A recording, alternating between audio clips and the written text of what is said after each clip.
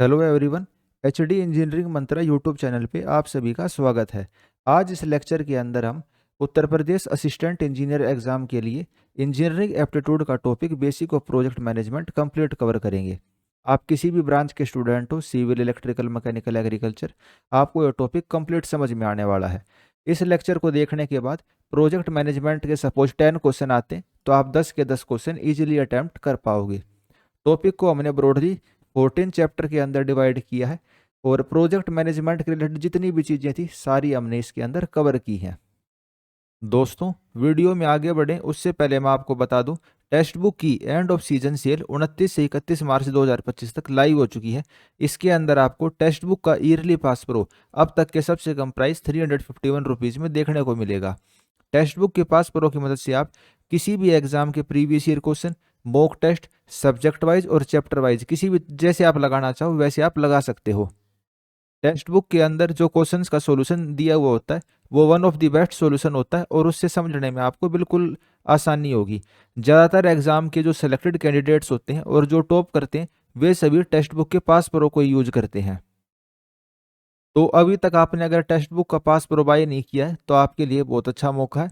इससे कम प्राइजेस का फिर कभी नहीं होने वाला है और बिल्कुल वैल्यू फॉर मनी और बेस्ट चीज़ है आपके लिए। अगर आप किसी भी कंपटीशन एग्जाम की तैयारी करना चाहते हैं तो आज ही जाइए और मेरा कूपन कोड दैया यूज करके टेक्स्ट बुक का पास प्रो बाय कीजिए। ये कूपन कोड लगाने के बाद ये आपका इतना कम प्राइस होगा। अगर आपने कूपन कोड नहीं लगाया तो इतने कम प्राइस में आप इसको नहीं ले पाओगे। इसको बाय करने का लिंक मैं पहले कमेंट के अंदर और इस वीडियो के डिस्क्रिप्शन में दे दूंगा। आप उस पर क्लिक करके टेक्स्ट बुक का पास प्रो बाय कर सकते हैं। तो चलिए वापस हम अपने टॉपिक के ऊपर आ जाते हैं। हमारा चैप्टर नंबर 1 है introduction to the project management. तो दोस्तों, सबसे पहले हमारे लिए जानना यह जरूरी हो जाता है कि प्रोजेक्ट होता क्या है। तो project is a temporary, temporary मतलब टाइम बाउंड, जिसकी भाई कोई ना कोई अंत होगा, यानी वो टेम्परेरी होगा। Goal oriented endeavour undertaken to create a unique product, कोई हम एक यूनिक प्रोडक्ट बनाएंगे, सर्विस बनाएंगे या फिर किसी उसका यूनिक रिजल्ट रहेगा प्रोजेक्ट का। It as a definite end beginning, यानी कि उसकी शुरुआत रहेगी और उसका अंत रहेगा, यानी कि टाइम बाउंड रहेगी वो चीज़। तो उसको हम क्या कहेंगे? प्रोजेक्ट कहेंगे। उसके स्पेसिफिक ऑब्जेक्टिव होंगे, भैया हम प्रोजेक्ट कर क्यों रहे हैं। किसी स्पेसिफिक चीज़ को बनाने के लिए, ऐप को बनाने के लिए, किसी प्रोडक्ट को बनाने के लिए कोई हमारा रिजल्ट है और उसके अंदर हमारे रिसोर्सेज के कंस्ट्रेंट रहेंगे। ऐसे नहीं कि हमारे पास अनलिमिटेड रिसोर्स हैं। अनलिमिटेड हमारे पास ना तो टाइम रहेगा, ना बजट है, ना मैन पावर। तो ये सारी चीज़ें हमारे पास क्या लिमिटेड है, रिसोर्स का हमारे पास कंस्ट्रेंट रहेगा। तो प्रोजेक्ट क्या हुआ? किसी यूनिक प्रोडक्ट, सर्विस या रिजल्ट को बनाने के लिए कोई हम टेम्परेरी काम करते हैं तो उसको हम क्या कहेंगे? प्रोजेक्ट कहेंगे। प्रोजेक्ट के की फीचर्स क्या है? तो प्रोजेक्ट हमारा क्या रहेगा? टेम्परेरी नेचर का रहेगा, भाई इसकी बिगिनिंग रहेगी और इसकी फिनिशिंग टाइम रहेगा। क्लियर इसका स्टार्ट और एंड पॉइंट इसका रहेगा। तो ये हमारे क्या है? प्रोजेक्ट के फीचर हैं। यूनिक डिलीवरेबिलिटी, कुछ ना कुछ भाई हमारा एम रहेगा। डिफाइन ऑब्जेक्टिव, हमारा एक ऑब्जेक्टिव रहेगा। Project are design to achieve the specific goals. Resource allocation, जो प्रोजेक्ट होता है उसको करने के लिए हमें फाइनेंशियल पैसे की जरूरत पड़ेगी, ह्यूमन मैन पावर की जरूरत रहेगी और मटेरियल रिसोर्सेज की हमें रिक्वायरमेंट रहेगी। प्रोजेक्ट के साथ रिस्क और अनसर्टेनिटी हमेशा बनी रहेगी।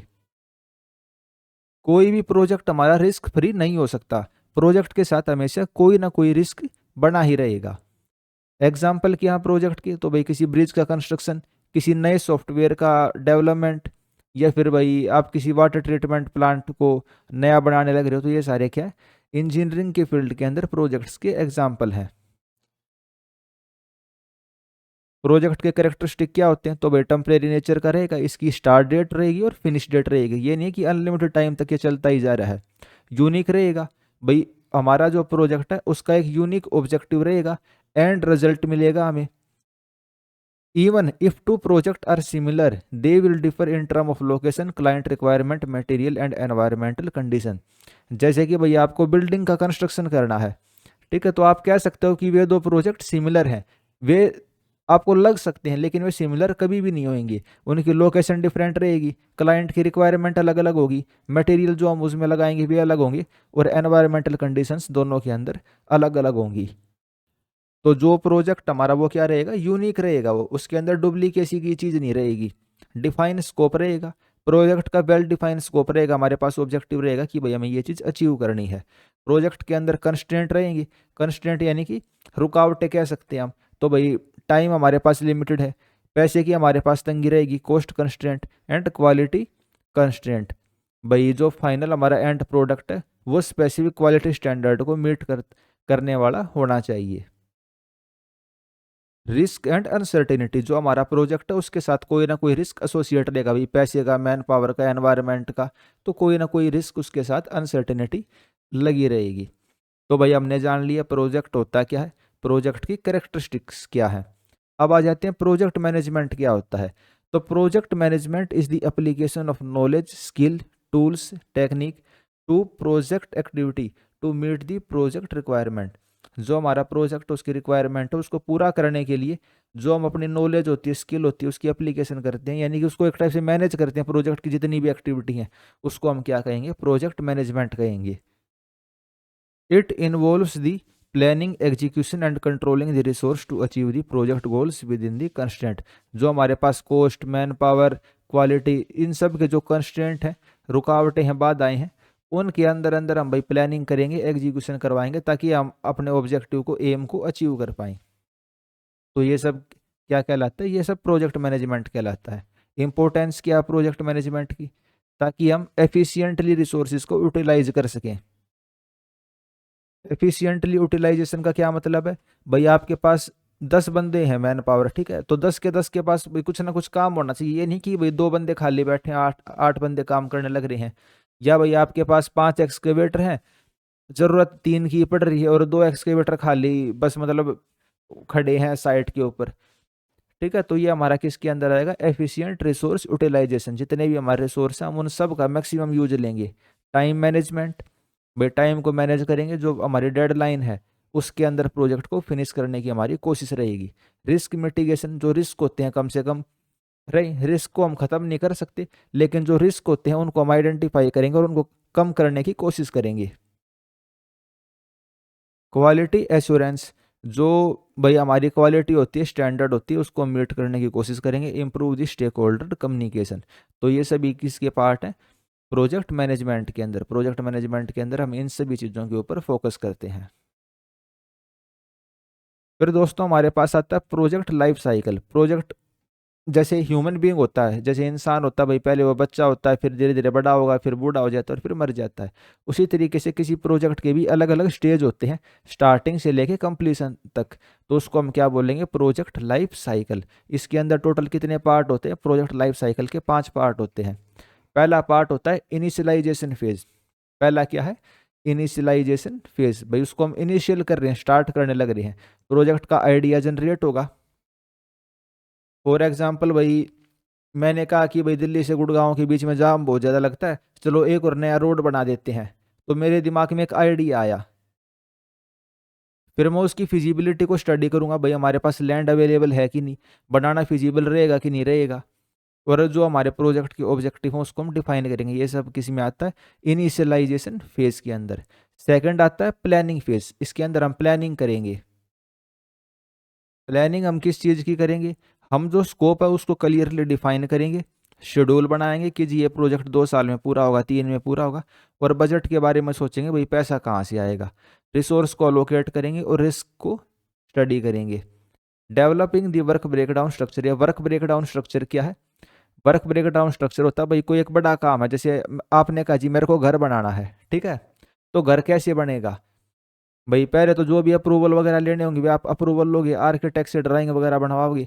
फिर सबसे पहले क्या रहेगा, सबसे पहले आप फाउंडेशन तैयार करोगे, फाउंडेशन के बाद भाई प्लिंथ डलेगी, प्लिंथ के बाद दीवारें आएंगी, भाई दीवार हैं या फिर जो कॉलम है, फिर आप स्लैब डालोगे, फिर भाई अंदर इंटीरियर का काम होगा। तो क्या करा, बड़े जो काम है भाई घर बनना, उसको आपने 6 7 छोटे छोटे हिस्सों के अंदर तोड़ दिया। तो इसी को हम क्या बोलते हैं, वर्क ब्रेकडाउन स्ट्रक्चर। तो प्लानिंग फेज के अंदर क्या आता है भाई, आप स्कोप को, बजट को और रिसोर्सिस को डिफाइन करते हो। तीसरा फेज आता है एग्जीक्यूशन फेज। इसके अंदर जो एक्चुअल काम होता है, एग्जीक्यूशन होता है, implementation of the project plan. जो आपने प्लानिंग की थी, प्लान बनाया था, उसको आप इम्प्लीमेंट करते हो। फोर्थ फेज आता है monitoring and the controlling phase. जब वो प्रोजेक्ट बनने लग रहा है, सपोज आपका घर बनने लग रहा है, तो आप क्या करोगे, मॉनिटर करोगे, क्या मॉनिटर करोगे कि भाई जैसे हमने सोचा था वैसे बनने लग रहा है कि नहीं बनने लग रहा है। आपने सोचा भाई 3 महीने के अंदर भाई हमारा प्लिंथ तक का काम पूरा हो जाएगा, लेकिन 3 महीने कंप्लीट होने के बाद केवल भाई फाउंडेशन फाउंडेशन ही हुई है। तो आप उसको मॉनिटर कर रहे हो, कंट्रोल करने लग रहे हो कि भाई जो हमने टारगेट लिया था वो टारगेट हमारा अचीव हो पा रहा है या नहीं हो रहा है। हम आइडेंटिफाई करेंगे और रिजोल्व करेंगे कोई भी डेविएशन है। फिफ्थ और जो लास्ट आता है इसके अंदर क्लोजर फेज।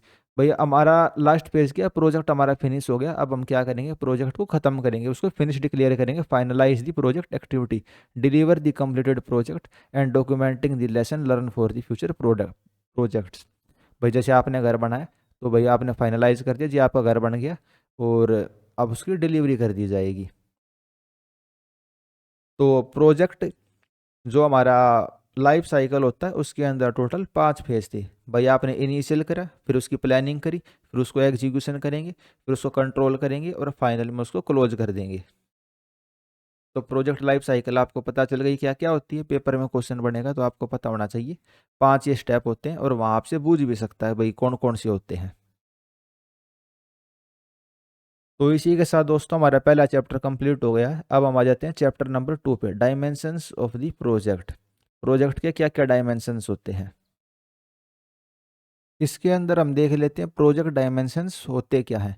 यानी कि भाई प्रोजेक्ट के अलग अलग पार्ट्स क्या क्या होते हैं। भाई प्रोजेक्ट का स्कोप क्या होता है, भाई हमें करना क्या है, प्रोजेक्ट कितने टाइम में होगा, प्रोजेक्ट को करने के लिए हमें कॉस्ट कितनी लगेगी, प्रोजेक्ट की क्वालिटी क्या रहेगी, प्रोजेक्ट के साथ क्या क्या रिस्क एसोसिएट है, प्रोजेक्ट के स्टेक होल्डर्स क्या क्या है। तो ये सब क्या प्रोजेक्ट के डायमेंशंस है, यानी प्रोजेक्ट के अलग अलग पार्ट हैं। सबसे पहले हमारे पास आ जाता है प्रोजेक्ट डायमेंशन में स्कोप ऑफ द प्रोजेक्ट। भाई प्रोजेक्ट है क्या, भाई उसका स्कोप क्या है, हमें करना क्या है। Scope define the boundary and deliverability of a project. भाई उसकी बाउंड्री बताएगा कि जी हमें मैक्सिमम इतना काम करना है और फाइनल आउटपुट हमारा क्या आना चाहिए। तो ये हमें क्या बताएगा, scope of the project. Project का ऑब्जेक्टिव, उसके आउटकम, भाई क्या क्या हमें टास्क परफॉर्म करने हैं और उसके लिए हमें क्या क्या रिसोर्स वगैरह चाहिए, वो सब क्या है स्कोप ऑफ द प्रोजेक्ट के अंदर। इसके एग्जाम्पल क्या है, जैसे भाई अगर आपको कोई बिल्डिंग कंस्ट्रक्ट करनी है तो उसका स्कोप क्या क्या आएगा। तो उसके अंदर भाई फाउंडेशन हो गई, स्ट्रक्चर, इलेक्ट्रिकल का work, plumbing, interior decoration and landscaping, ये सब क्या है किसी बिल्डिंग कंस्ट्रक्शन प्रोजेक्ट के स्कोप हो गए। फिर आता है time management in the project. किसी भी प्रोजेक्ट भाई कितने टाइम में कंप्लीट होगा वो एक प्रोजेक्ट का मेजर पार्ट होता है। तो time is a crucial factor in the project success, और time management leads to delay and cost overrun. अगर भाई आपने टाइम को अच्छे से मैनेज नहीं किया, प्रोजेक्ट हमारा लंबा खिंचता हुआ चला जाएगा और उससे हमारी कॉस्ट भी इंक्रीज हो जाएगी। जो टाइम होता है उसको मैनेज करने के लिए हमारे पास अलग अलग तरीके होते हैं। वे कौन कौन से होते हैं, पहला होता है क्रिटिकल पाथ मेथड, फिर होता है PERT program evaluation and review technique, and फिर होता है गैंट चार्ट। इसको हम आने वाले चैप्टर्स के अंदर अच्छे से भी देखेंगे। तो बाकी यहाँ पे आपको एक बार नाम तो पता चली गया, CPM, PERT and Gantt chart. Critical path method के अंदर क्या करते हैं, जैसे कि आपको पता ही चलने लग रहा है क्रिटिकल पाथ, ठीक है, क्रिटिकल ऐसे पाथ को हम डिसाइड करते हैं। मान लो कोई प्रोजेक्ट है, भाई पहली एक्टिविटी, दूसरी एक्टिविटी, तीसरी, चौथी, पांचवी, ठीक है, ऐसे कोई आपका प्रोजेक्ट चलने लग रहा है।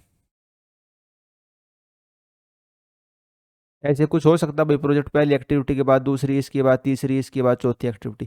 तो हम वो वाला रास्ता आइडेंटिफाई करेंगे जिसको करने पे हमारे प्रोजेक्ट का टाइम डिफाइन होने लग रहा है। मान लो इस रास्ते पे जाने में 10 दिन लग रहे हैं और इस रास्ते पे भाई काम करने में 15 दिन लग रहे हैं, तो प्रोजेक्ट हमारा कब खत्म होएगा। तो प्रोजेक्ट तो तभी खत्म होगा ना जब ये 15 दिन वाला काम कंप्लीट हो जाएगा। तो क्रिटिकल पाथ मेथड में हम इसी पाथ को आइडेंटिफाई करते हैं और इस टाइम को कम करने की कोशिश करते हैं। फिर आता है program evaluation and review technique. ये किसके अंदर यूज होता है, तो जो रिसर्च के काम होते हैं उसके अंदर हम पर्ट को यूज करते हैं, जहाँ पे हमें ये नहीं पता कि भाई प्रोजेक्ट हमारा कब खत्म होगा। भाई पुल बनाना है, रोड बनाना है, उसके अंदर तो आपको फिर भी पता भाई 2 साल 2.5 साल, लेकिन वैक्सीन बनानी है आपको तो रिसर्च करने लग रहे हो उस पर, तो आपको ये नहीं पता उस पर 2 साल भी लग जाएं और 20 साल भी लग जाएं। तो वो वाले टेक्निक हम कहाँ पे यूज, उसमें किसको यूज करते हैं, पर्ट को यूज करते हैं हम। एक होता है गैंट चार्ट। गैंट चार्ट के अंदर क्या होता है, जो प्रोजेक्ट की टाइमलाइन होती है उसको हम ग्राफिकल तरीके से रिप्रेजेंट करते हैं, तो वो हमारा क्या होता है, गैंट चार्ट होता है।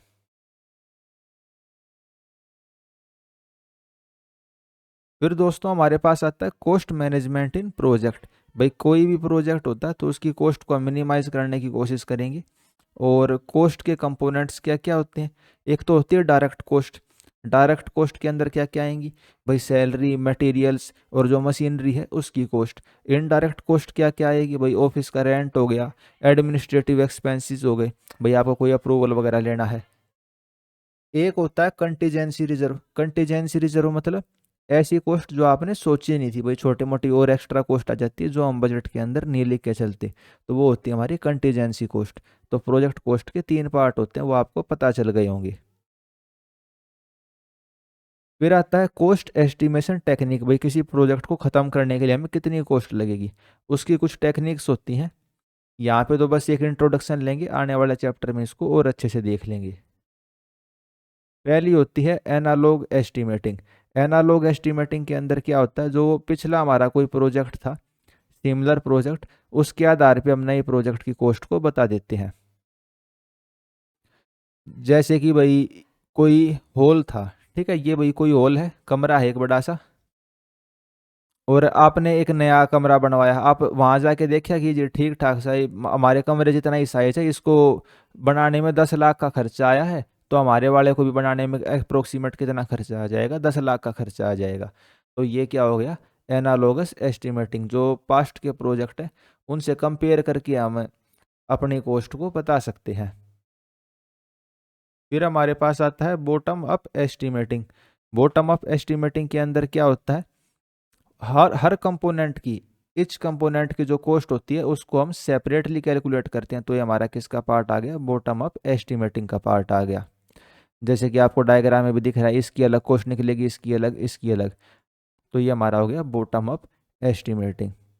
फिर होता है पैरामेट्रिक एस्टिमेटिंग। ये पैरामेट्रिक एस्टिमेटिंग क्या होता है, इसमें हम मैथमेटिकल कह लो या फिर स्टेटिस्टिकल तरीके से हम कॉस्ट को निकालते हैं। फॉर एग्जाम्पल 1 मीटर स्क्वायर की कॉस्ट है 100 रुपीज़, तो 10 मीटर स्क्वायर की कॉस्ट कितनी हो जाएगी, 1000 रुपीज़। तो ये हमारा क्या आ गया, पैरामेट्रिक एस्टिमेटिंग का पार्ट आ गया। फिर आता है 3 पॉइंट एस्टिमेट। इसके अंदर हम 3 टाइप से कॉस्ट निकालते हैं, ऑप्टिमिस्टिक, रियलिस्टिक एंड पेसिमिस्टिक, और तीनों के कम्बिनेशन से हम निकालते हैं भाई हमारे नए प्रोजेक्ट की कॉस्ट क्या हो सकती है। तो ये हमारा किसका पार्ट है, 3 पॉइंट एस्टिमेट का।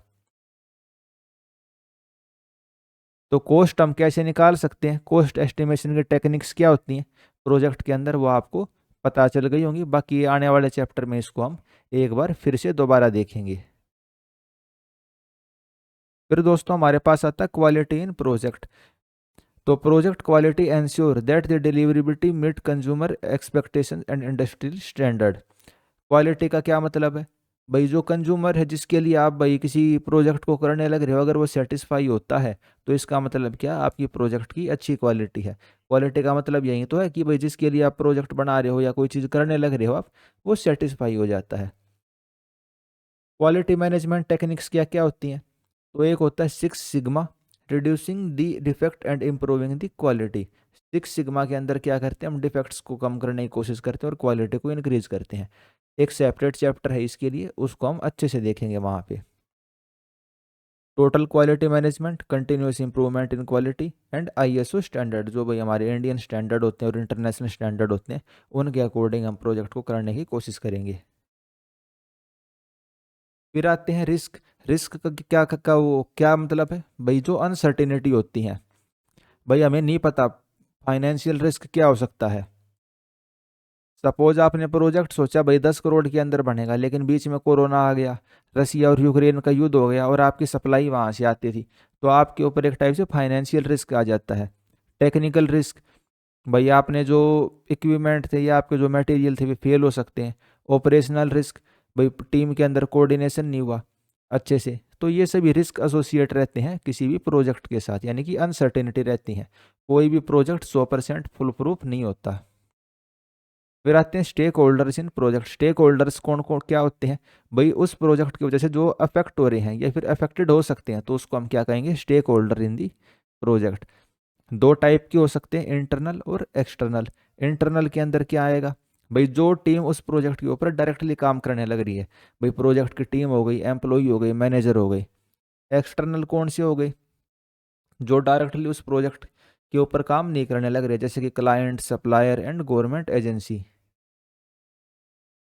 तो आपको स्टेक होल्डर पता चल गया होगा भाई, जो प्रोजेक्ट की वजह से डायरेक्टली या फिर इनडायरेक्टली इफेक्टेड होते हैं, उनको हम क्या कहेंगे? स्टेक होल्डर्स कहेंगे।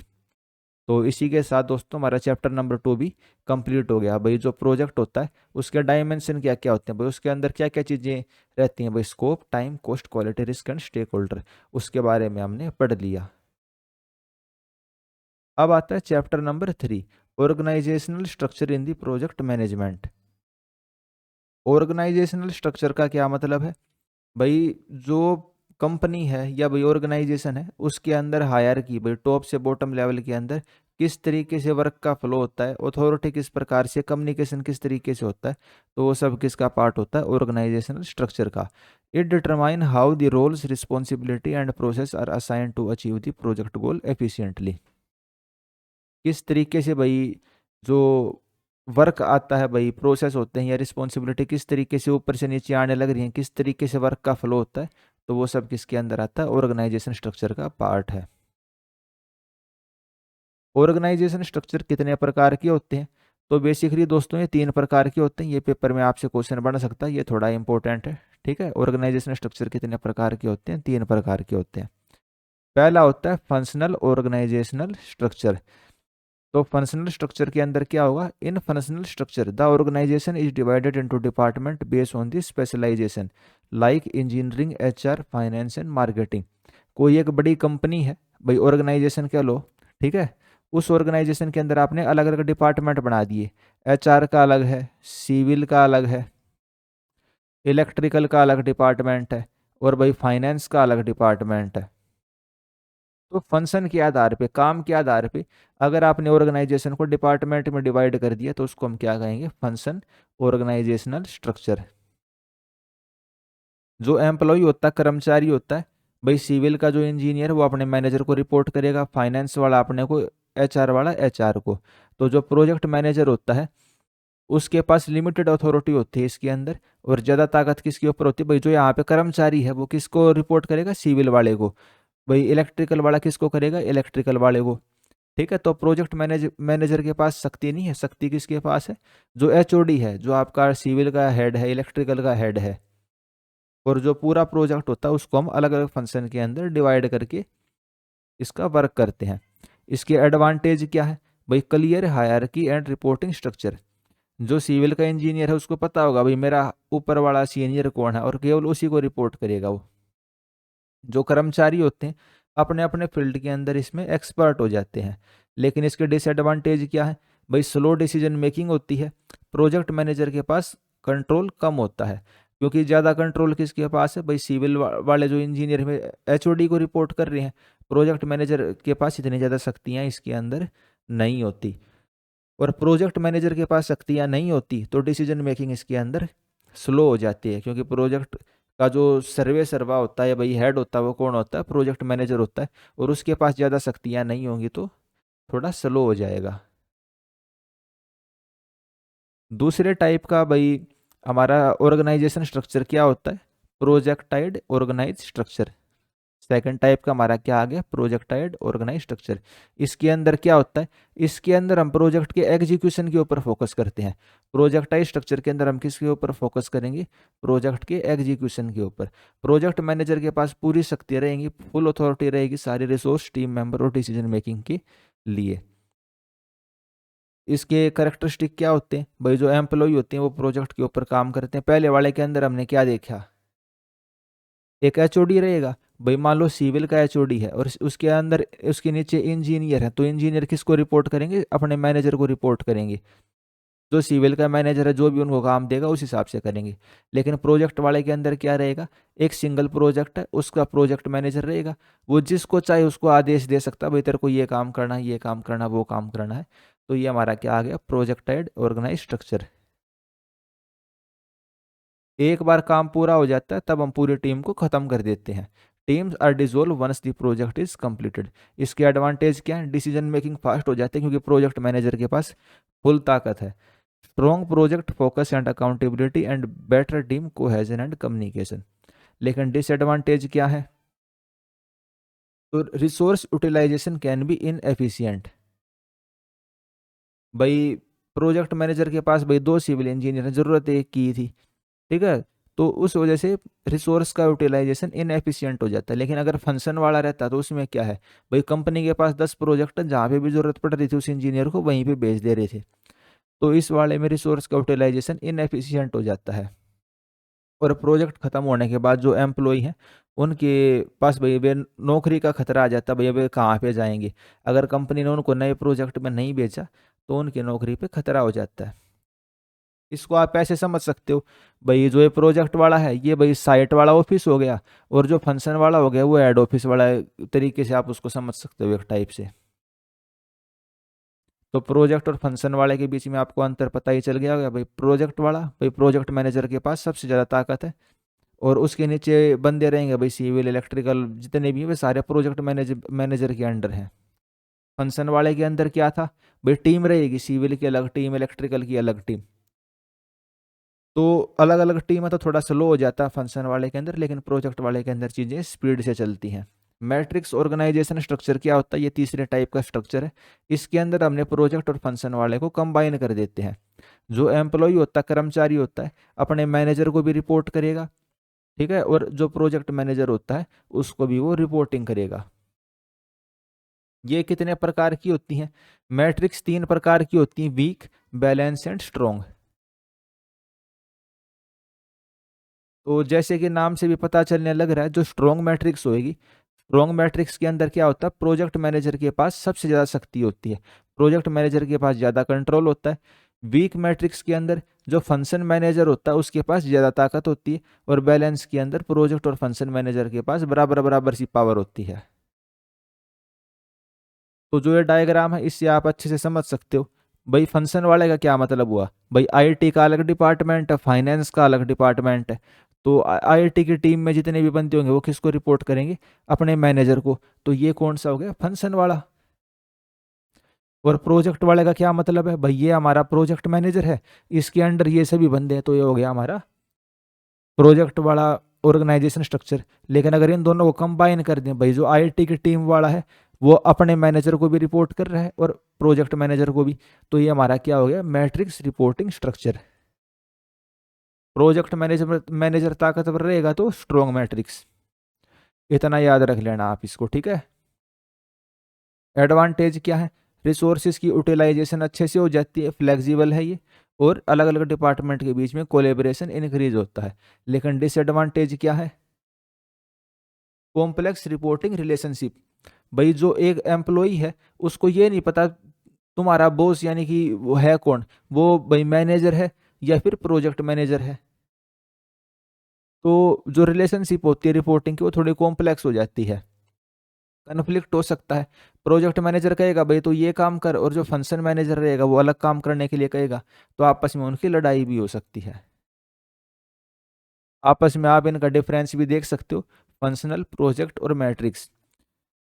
तो फंक्शन वाले के अंदर जो प्रोजेक्ट मैनेजर की ताकत होती है वो कम होती है, प्रोजेक्ट वाले के अंदर प्रोजेक्ट मैनेजर की ताकत ज़्यादा रहेगी, और मैट्रिक्स के अंदर उसकी ताकत मीडियम रहेगी। जो डिसीजन मेकिंग होती है फंक्शन वाले के अंदर स्लो रहेगी, प्रोजेक्ट वाला बहुत स्पीड से चलेगा, और मैट्रिक्स में मीडियम रहेगा। और ये कहाँ कहाँ पे हम इनको यूज करेंगे, तो जो फंक्शन वाला स्ट्रक्चर है वो स्टेबल एनवायरनमेंट के अंदर हम उसको, भाई कोई इतना भागम दौड़ वाला काम नहीं है तो हम वहाँ किसको यूज कर सकते हैं, फंक्शन मैनेजर वाले ऑर्गेनाइजेशन को। जहाँ पे बहुत स्पीड से हमें काम चाहिए, डायनेमिक नेचर है, वहाँ प्रोजेक्ट स्ट्रक्चर को यूज करेंगे, और मल्टीपर्पज जो ऑर्गेनाइजेशन है वहाँ में हम किसको यूज करेंगे, मैट्रिक्स स्ट्रक्चर को। तो ये आप देख भी सकते हो, अगर भाई हमारा प्रोजेक्ट कॉम्प्लेक्स नेचर का बहुत बड़े प्रोजेक्ट है तो हम किसको यूज करेंगे, हम मैट्रिक्स वाले को यूज कर सकते हैं। रिसोर्स अवेलेबिलिटी, अगर रिसोर्स हमें आपस में शेयर करने तो हम मैट्रिक्स को यूज कर सकते हैं, और ऑर्गेनाइजेशन प्रोजेक्ट फोकस है तो हम प्रोजेक्ट वाले स्ट्रक्चर को यूज कर सकते हैं। तो कितने प्रकार के स्ट्रक्चर होते हैं मेरे हिसाब से आपको बिल्कुल क्लियर हो गए होंगे अच्छे से। फिर दोस्तों हमारा नेक्स्ट चैप्टर आ जाता है role of a project manager.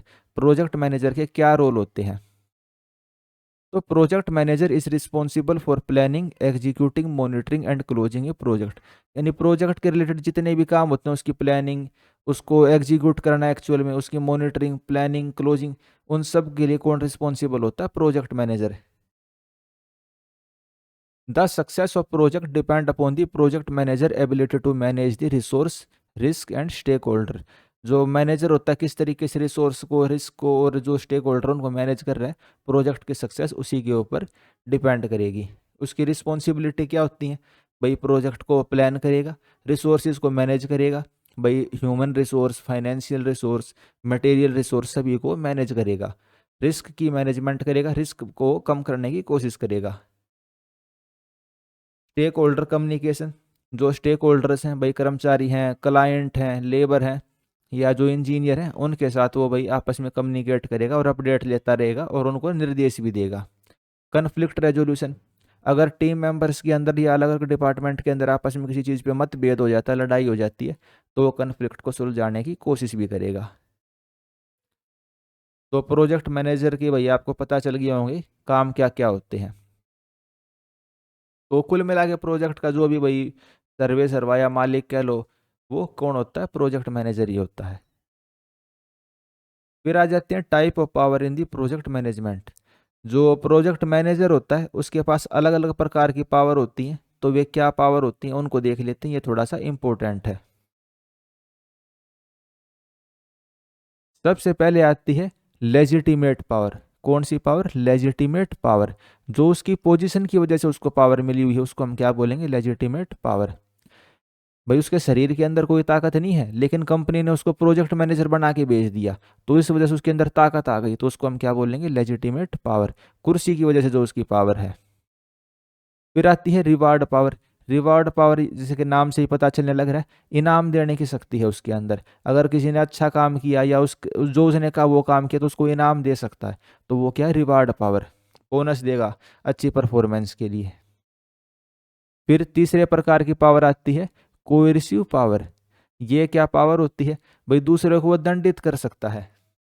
Project manager ने कहा कि भाई ये काम करना और आपने नहीं किया तो आपको नौकरी से निकाल सकता है, सैलरी कट कर सकता है। ठीक है, तो ये कौन सी पावर होती है? कोerसिव पावर। फिर आती है एक्सपर्ट पावर। एक्सपर्ट पावर भाई नाम से ही पता चलने लग रहा है वो किसी चीज़ का एक्सपर्ट है, उसके पास नॉलेज है। ठीक है, स्किल और नॉलेज के थ्रू जो पावर उसने गेन की उसको हम क्या कहेंगे? Expert power. फिर आती है रेफरेंट पावर। कौन सी पावर? Referent power. जो भाई उसने रिस्पेक्ट और ट्रस्ट के साथ गेन करी है पावर उसको हम क्या कहेंगे? Referent power. भाई जो प्रोजेक्ट मैनेजर है सभी से प्यार प्रेम से बात करता है और जो भी वो डिसीजन लेता है वे बिल्कुल सही साबित होते हैं। तो भाई रिस्पेक्ट के साथ और ट्रस्ट के साथ जो आपस के संबंध है, इसको अप्रोच भी कह सकते हो भाई, जो उसकी अप्रोच है उसके थ्रू उसने जो ताकत गेन करी है उसको हम क्या कहेंगे? रेफरेंट पावर कहेंगे। तो भाई 5 प्रकार की पावर होती है, मेरे हिसाब से आपको बिल्कुल क्लियर हो गई होंगी। एक क्वेश्चन यहाँ से बढ़ने के फुल चांस है। फिर आता है conflict resolution by the project manager. भाई आपस में टीम के अंदर या डिपार्टमेंट में कभी कभी डिस्प्यूट हो जाते हैं, मतभेद हो जाते हैं, तो उसको प्रोजेक्ट मैनेजर कैसे सुलझा सकता है? तो इसके लिए भी कन्फ्लिक्ट रेजोल्यूशन की 5 टेक्निक है। पहली है अवॉइडिंग। तो भाई अवॉइडिंग के अंदर क्या करेगा? जो छोटे मोटे कन्फ्लिक्ट होते हैं उसको वो इग्नोर करके बड़े इश्यूज के ऊपर ध्यान करेगा। तो पहला क्या आएगा? अवॉइड। भाई कोई छोटी मोटी कन्फ्लिक्ट हो भी जाती है तो कह सकता है भाई उसको बोल जाओ, अवॉइड कर दो उसको। फिर आता है एकोमोडेटिंग। एकोमोडेटिंग के अंदर क्या होता है? भाई आपने कहा कि सर इस दीवार के ऊपर ग्रीन कलर का पेंट होना चाहिए, और भाई दूसरे किसी बंदे ने कहा कि भाई इस दीवार के ऊपर उस कलर टाइप का पेंट होना चाहिए किसी दूसरी दीवार के बारे में। तो भाई आपस में एग्री करवा करोगे भाई, रिलेशनशिप को प्रायोरिटाइज करते हुए, संबंधों को ज़्यादा महत्व देते हुए जो कन्फ्लिक्ट को सुलझा देता है उसको हम क्या कहेंगे? Accommodating power. फिर आती है कॉम्प्रोमाइज़। भाई जो दोनों पार्टी होती हैं दोनों को कुछ ना कुछ थोड़ा बहुत फायदा होता है और एक मिडिल ग्राउंड हम पे चल पड़ते हैं भाई, बीच का रास्ता एक अपनाते हैं, तो उसको हम क्या कहेंगे भाई, कॉम्प्रोमाइज़ हो गया। फिर आता है कोलेबरेट। कोलेबरेट के अंदर होती है विन विन सिचुएशन, भाई दोनों पार्टियां खुश हो जाती हैं, तो उसको हम क्या कहेंगे, कोलेबरेट। कॉम्प्रोमाइज़ के अंदर क्या होता है भाई, बीच का रास्ता, दोनों पार्टियों को कुछ ना कुछ मिला है, ठीक है, लेकिन वे जीती नहीं है। कोलेबरेट के अंदर क्या है, दोनों पार्टी आपस में मिलजुल के किसी एक चीज के ऊपर एग्री हो जाती हैं, दोनों जीत जाती हैं, विन विन सिचुएशन होती है। एक होती है फोर्सिंग। फोर्सिंग के अंदर क्या भाई, अपनी शक्तियों का इस्तेमाल करते हुए वो कोई डिसीजन ले सकता है। भाई किसी दो बंदे की आपस में लड़ाई हो गई एक्सकेवेटर के ऊपर, भाई एक इंजीनियर कह रहा है आज मेरी साइड पे एक्सकेवेटर जाएगा, एक कह रहा है आज मेरी साइड के ऊपर एक्सकेवेटर जाएगा। तो वो अपनी शक्तियों का इस्तेमाल करते हुए कह सकता है भाई तुम दोनों में से मैं किसी को एक्सकेवेटर नहीं दे रहा हूँ, ये वाला इंजीनियर की साइड पे जाएगा आज एक्सकेवेटर, यानी अपनी शक्तियों का इस्तेमाल करके वो कोई भी फैसला लेगा, तो उसको हम क्या कहेंगे, फोर्सिंग कहेंगे। फिर दोस्तों आता है skill require for a project manager. Project manager बनने के लिए किन किन स्किल्स की रिक्वायरमेंट रहती है। तो आपके पास अच्छी टेक्निकल स्किल होनी चाहिए, आपके पास लीडरशिप स्किल होनी चाहिए, और अच्छी कम्युनिकेशन स्किल होनी चाहिए, ताकि आप जो स्टेक होल्डर्स हैं उनके साथ अच्छे से एंगेजमेंट कर पाएँ, अच्छे से आप ट्रांसपेरेंट रिपोर्टिंग और डॉक्यूमेंटेशन कर सकें। तो भाई इस चैप्टर के अंदर हमने देखा प्रोजेक्ट मैनेजर के पास कौन कौन सी ताकत होती है, उसके पास कौन कौन सी रिस्पॉन्सिबिलिटी होती है। भाई वो प्लानिंग करेगा, मैनेजमेंट करेगा, रिस्क को कम करेगा, स्टेक होल्डर्स के बीच कम्युनिकेशन एंड कन्फ्लिक्ट को रिजोल्व करेगा। कन्फ्लिक्ट भाई लड़ाई झगड़े को कैसे सुलझा सकता है, ये चीज़ें हमने देखी। और प्रोजेक्ट मैनेजर बनने के लिए किन किन स्किल्स की रिक्वायरमेंट होती है वो भी हमने इस चैप्टर के अंदर देख लिया। तो इस तरीके से चैप्टर नंबर 4 भी हमारा दोस्तों यहाँ पे कंप्लीट हो चुका है। एक बार फिर बता देता हूँ, आपने चैनल को सब्सक्राइब नहीं किया तो सब्सक्राइब कर सकते हैं, और यूपीएई की और एसएससी जेई की काफ़ी वीडियो चैनल के ऊपर पहले से आपने अगर वे नहीं देखी तो आप उनको देख सकते हैं। तो chapter number 5, project planning and scheduling. Project planning क्या होता है। प्रोजेक्ट प्लानिंग के अंदर आएगा कि भाई आप प्रोजेक्ट का स्कोप डिफाइन करते हैं, प्रोजेक्ट का क्या ऑब्जेक्टिव रहेगा, एम क्या रहेगा, प्रोजेक्ट से हमें चाहिए क्या, डिलीवरेबल क्या है, and require resources of a project.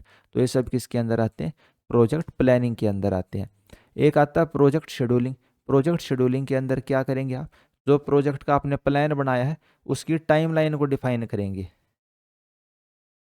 For example भाई आप कहेंगे 1 अप्रैल से लेके भाई 20 अप्रैल तक हमें फाउंडेशन करनी है, 20 से 25 तक हमें प्लिंथ डालनी है। तो इस तरीके से पूरी एक आप टाइमलाइन बनाएंगे, तो वो किसके अंदर आता है, प्रोजेक्ट शेड्यूलिंग के अंदर। प्लानिंग के अंदर आप स्कोप को डिफाइन करेंगे, ऑब्जेक्टिव को, और क्या आप डिलीवरेबिलिटी भाई एम क्या है, उन चीज़ों को आप डिफाइन करेंगे प्रोजेक्ट प्लानिंग के अंदर।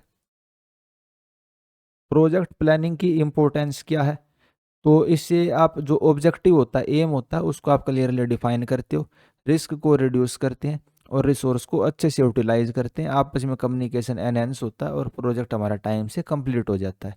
प्रोजेक्ट प्लानिंग के अंदर स्टेप्स क्या क्या है, तो सबसे पहले आपको प्रोजेक्ट का ऑब्जेक्टिव डिफाइन करना पड़ेगा। फॉर एग्जाम्पल भाई कोई हाईवे का प्रोजेक्ट है, वो 50 करोड़ के बजट से 12 महीने के अंदर हमें कंप्लीट करना, तो आपने क्या कर दिया, ऑब्जेक्टिव डिफाइन कर दिया कि जी हाँ, हाईवे का हमें कंस्ट्रक्शन कंप्लीट करना है।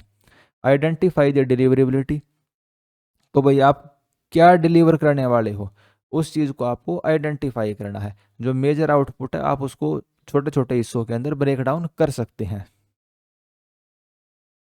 फिर आता है work breakdown structure.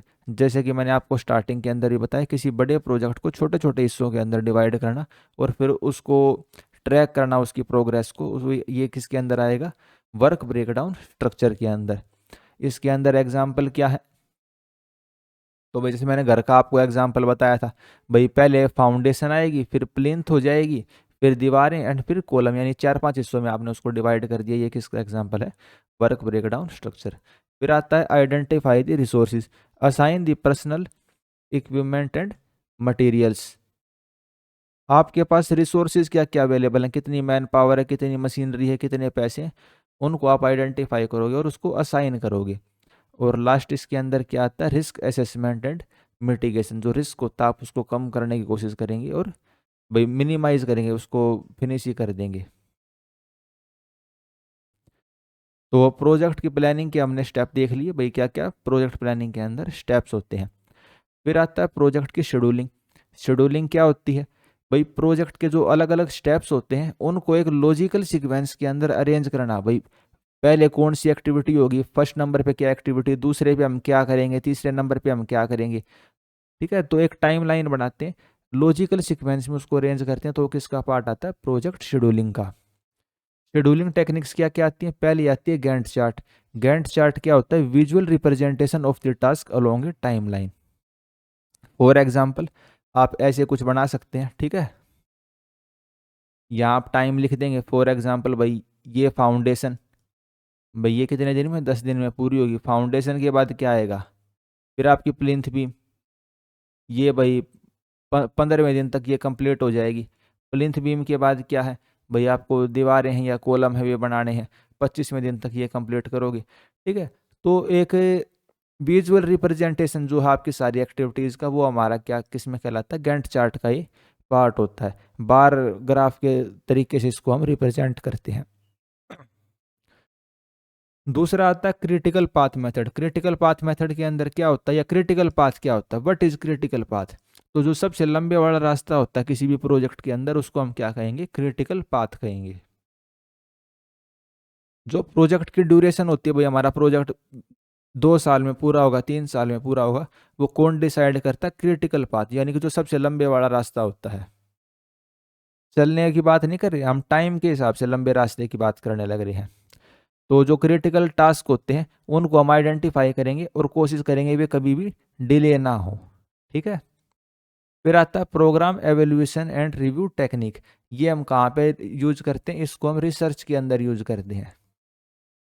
Programme evaluation and review technique को हम रिसर्च के अंदर यूज करते हैं। Use the probabilistic time estimate for uncertain project. जो अनसर्टेन है, यानी कि रिसर्च वाले प्रोजेक्ट जहाँ हमें पता ही नहीं कब जाके पूरे होंगे, और इसके अंदर हम क्या निकालते हैं? Expected time. भाई हमारा प्रोजेक्ट कब खत्म हो सकता है, इसके अंदर जो टाइम पीरियड है खत्म होने का वो कब है? Optimistic time period plus pessimistic time period plus 4 time most likely time period divide by 6।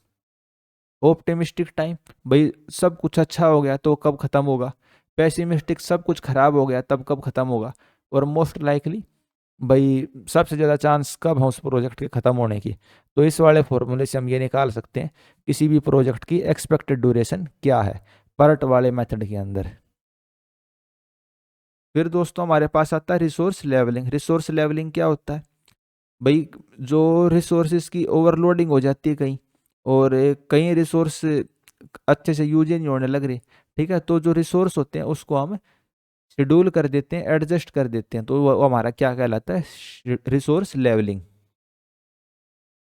For example किसी साइट के ऊपर तो 2 एक्सकेवेटर खड़े हैं, और किसी साइट के ऊपर एक एक्सकेवेटर, भाई यहाँ पे एक एक्सकेवेटर चलने नहीं लग रहा है, और किसी साइट के ऊपर कुछ है ही नहीं, तो इस वाला एक्सकेवेटर को उठा के हम यहाँ पे भेज देंगे, तो ये हमारा क्या कहलाएगा? एक टाइप से रिसोर्स लेवलिंग। कहीं पे भी हम रिसोर्स को ओवरलोड नहीं होने देंगे, और जो हमारी वर्क फोर्स है, मैन पावर है, मटेरियल की अवेलेबिलिटी है, उसको हम अच्छे से यूज करेंगे, तो ये हमारा किसका पार्ट है? रिसोर्स लेवलिंग का। फिर आता है प्रोजेक्ट मॉनिटरिंग एंड कंट्रोल। जो हमारा प्रोजेक्ट है उसको हम मॉनिटर करेंगे, भाई जो हमने एक्टिविटी सोची थी वो हमारे सोचे हुए टाइम पे कंप्लीट होने लग रही है या नहीं होने लग रही, वो हमारा किसके अंदर आएगा? Project monitoring and control. तो इसी के साथ भाई जो हमारा प्रोजेक्ट प्लानिंग एंड शेड्यूलिंग वाला चैप्टर है वो भी कंप्लीट हो जाता है। नेक्स्ट चैप्टर आता है project cost estimation and budgeting. भाई प्रोजेक्ट की कॉस्ट कितनी रहेगी, और जो बजटिंग होती है भाई कितना पैसा वैसा हमें चाहिए, तो वो किसके अंदर आता है? Project cost estimating and budgeting के अंदर। इम्पोर्टेंस क्या है कॉस्ट एस्टिमेशन की? तो help in securing the project funding. भाई आपको ये पता होगा भाई इस प्रोजेक्ट को करने में 50 करोड़ रुपए चाहिए, तभी तो आप प्रोजेक्ट की फंडिंग जुटा पाओगे पहले से। Prevent the cost overrun and financial mismanagement. पहले आप एक एस्टिमेट बनाओगे कि जी इस प्रोजेक्ट को करने में 50 करोड़ रुपए चाहिए, तो उसकी हेल्प से क्या करोगे? जब प्रोजेक्ट एक्चुअल में होने लग रहा होगा ना, तो आपको ये पता रहेगा कि जी इस काम को करने में 1 करोड़ लगने थे, इस काम को करने में 2 करोड़ लगने थे, टोटल हमारे जैसे 50 करोड़ का खर्चा है। तो फाइनेंशियल मिसमैनेजमेंट नहीं हो पाएगी, पहले से ही हमें पता जी 50 करोड़ लगना है। प्रोजेक्ट में आके कोई आपसे ये नहीं कह पाएगा जी 60 करोड़ रुपए दे दो। ठीक है, गड़बड़ घोटाला नहीं हो पाएगा कुल मिला के। Improve the decision making for resource allocation. Decision making हमारी इम्प्रूव हो जाती है, भाई हमें पहले से पता है कितनी कितनी कॉस्ट लगनी है और किस किस मशीनरी पे हमें इतना इतना खर्चा लगना है। Enhance the stakeholder confidence in the project feasibility. जो स्टेक होल्डर्स होते हैं, जो प्रोजेक्ट से इफेक्टेड लोग होते हैं, उनका इसमें कॉन्फिडेंस बढ़ता है प्रोजेक्ट के अंदर। प्रोजेक्ट की कॉस्ट कितने प्रकार की होती है भाई? एक तो डायरेक्ट कॉस्ट, जो लेबर की सैलरी हो गई, मटेरियल की कॉस्ट हो गई, मशीनरी की खर्चा हो गया, तो वो डायरेक्ट कॉस्ट। इनडायरेक्ट कॉस्ट क्या होती है भाई? ऑफिस का रेंट, यूटिलिटीज, भाई बिजली पानी का खर्चा, एंड एडमिनिस्ट्रेटिव कॉस्ट। फिर आती है फिक्स कॉस्ट। फिक्स कॉस्ट के अंदर क्या आता है भाई? जो कॉन्स्टेंट रहेंगी पूरे प्रोजेक्ट के दौरान, जैसे कि लैंड के एक्विजिशन का खर्चा, भाई एक बार आपने लैंड एक्वायर कर ली, बस बात खत्म। एक बार इक्विपमेंट आपने खरीद लिया, बस बात खत्म। तो ये फिक्स कॉस्ट हो गई। वेरिएबल कॉस्ट, जो टेम्परेरी वर्कर होते हैं उनकी सैलरी, या भाई जो फ्यूल पेट्रोल डीजल का खर्चा हो गया। फिर होती है कंटीजेंसी। कंटीजेंसी यानी कि अनएक्सपेक्टेड, जो आपने सोची ही नहीं थी, वे जो कॉस्ट आ जाती हैं, वे क्या कहलाएंगी? Contingency cost. फिर दोस्तों आती है कॉस्ट एस्टिमेशन टेक्निक। तो ये चैप्टर नंबर 2 के अंदर हमने ये देख ली थी, भाई हम कॉस्ट को कैसे निकालेंगे, कॉस्ट को एस्टिमेट करने की क्या क्या टेक्निक होती है। तो पहली हमारी एनालॉगस एस्टिमेटिंग। पहली हमारी क्या है? Analogous estimating. जो हिस्टोरिकल डाटा है सिमिलर प्रोजेक्ट का, उसके आधार पे हम कॉस्ट को निकालते हैं, तो वो क्या कहलाती है? Analogous estimating, based on the historical data from the similar project. याद रख लेना, हिस्टोरिकल डाटा और सिमिलर प्रोजेक्ट से, तो हमारा क्या कहलाएगा? Analogous estimating. सेकंड आता है पैरामेट्रिक एस्टिमेटिंग। पैरामेट्रिक के अंदर हम क्या होता है? मैथमेटिकल मॉडल्स का यूज करते हैं। किसका? मैथमेटिकल मॉडल्स का। 1 मीटर स्क्वायर की कॉस्ट 10 रुपये है, तो 2 मीटर स्क्वायर की कॉस्ट कितनी होगी? 20 रुपये। तो ये हमारा क्या आ गया? Parametric estimating. भाई मैट्रिक आ गया है ना, मैथ का यूज कर रहे हैं इसके अंदर हम। फिर आती है बॉटम अप एस्टिमेटिंग। कौन सी एस्टिमेटिंग? Bottom up estimating. एक एक आइटम का, भाई पूरा बड़ा प्रोजेक्ट का, उसके एक एक आइटम की अलग अलग कॉस्ट निकाल के ऐड करेंगे, तो वो हमारा क्या होगा? Bottom up estimating. Highly accurate होता है, लेकिन इसमें टाइम भी ज़्यादा लग जाता है। फिर आता है 3 पॉइंट एस्टिमेटिंग। 3 पॉइंट ये पार्ट के बेस पे ही हो गया। भाई जो हमने एक्सपेक्टेड कॉस्ट है, वो हम कैसे निकाल लेंगे? वहाँ पे हमने टाइम लिया था, यहाँ हम कॉस्ट ले रहे हैं। भाई pessimistic plus optimistic plus 4 time most likely divide by 6। Pessimistic यानी कि सबसे खराब कॉस्ट, ऑप्टिमिस्टिक सबसे कम कॉस्ट, और मोस्ट लाइकली भाई जो होने की सबसे ज़्यादा संभावना है। तो ये 3 पॉइंट एस्टिमेटिंग होती है। फिर आता है दोस्तों प्रोजेक्ट बजटिंग। प्रोजेक्ट बजटिंग क्या होती है? तो प्रोजेक्ट बजटिंग के अंदर जो हमारी टोटल कॉस्ट होती है, उसको जो प्रोजेक्ट के अलग अलग फेस होते हैं उसके अंदर हम डिवाइड कर देते हैं, यानी कि एक टाइप से बजट प्रिपेयर करते हैं। तो हमारा क्या कहलाता है? Project budgeting. फिर दोस्तों आता है कॉस्ट कंट्रोल टेक्निक। कॉस्ट जो है उसको हम कंट्रोल कैसे करेंगे? आपने आइडेंटिफाई तो कर लिया जी 50 करोड़ की कॉस्ट है, लेकिन उसको आप कंट्रोल कैसे करोगे? तो इसको कंट्रोल करने के कुछ मेथड होते हैं, उनको देख लेते हैं। Earn value estimate, EVM। तो अर्न वैल्यू एस्टीमेट क्या होती है? It is a project management technology methodology that integrate the cost schedule and scope to provide a systematic approach to measuring and tracking the project performance. It help in identify the potential problem early and enable informed decision making. जो project होता है उसकी भाई जो cost होती है, उसका deviation वगैरह, भाई हमने सोचे थे 10 करोड़ लगने थे, लग गए 12 करोड़, तो पहले ही उसको आइडेंटिफाई कर लेगा ही, और हमारे डिसीजन मेकिंग में आसानी कर देगा। हम उसकी कॉस्ट को ट्रैक करते रहते हैं। 3 टाइप की कॉस्ट होती है, तो वो आपको पता होनी चाहिए। पहली कौन सी है? प्लान वैल्यू, दूसरी है अर्न वैल्यू, और तीसरी है एक्चुअल कॉस्ट। तो प्लान वैल्यू क्या है? प्लान वैल्यू वो है कि जी आपने सोचा था कि जी 10 करोड़ की कॉस्ट आनी चाहिए, ठीक है, 1 साल के अंदर 10 करोड़ का हम भाई बजट के हिसाब से खर्चा कर देंगे, तो हमारी क्या आ गई? Plan value. अर्न वैल्यू क्या है? Value of work that has been completed measure in the term of the budgeted cost of the work. ये क्या है? आपने ये सोचा था कि जी जब हमारा 1 साल खत्म हो जाएगा ना, तो मान लो आपका बजट था 100 करोड़ का, यानी 100 करोड़ का आपका बिल बनने वाला था, ठीक है, प्रॉफिट प्रॉफिट लगा के सब कुछ। तो 1 साल बाद बजट के टर्म में आप कितना खर्चा करने वाले थे? आप 12 करोड़ का खर्चा करने वाले थे, तो ये हमारी क्या आ गई? Earn value.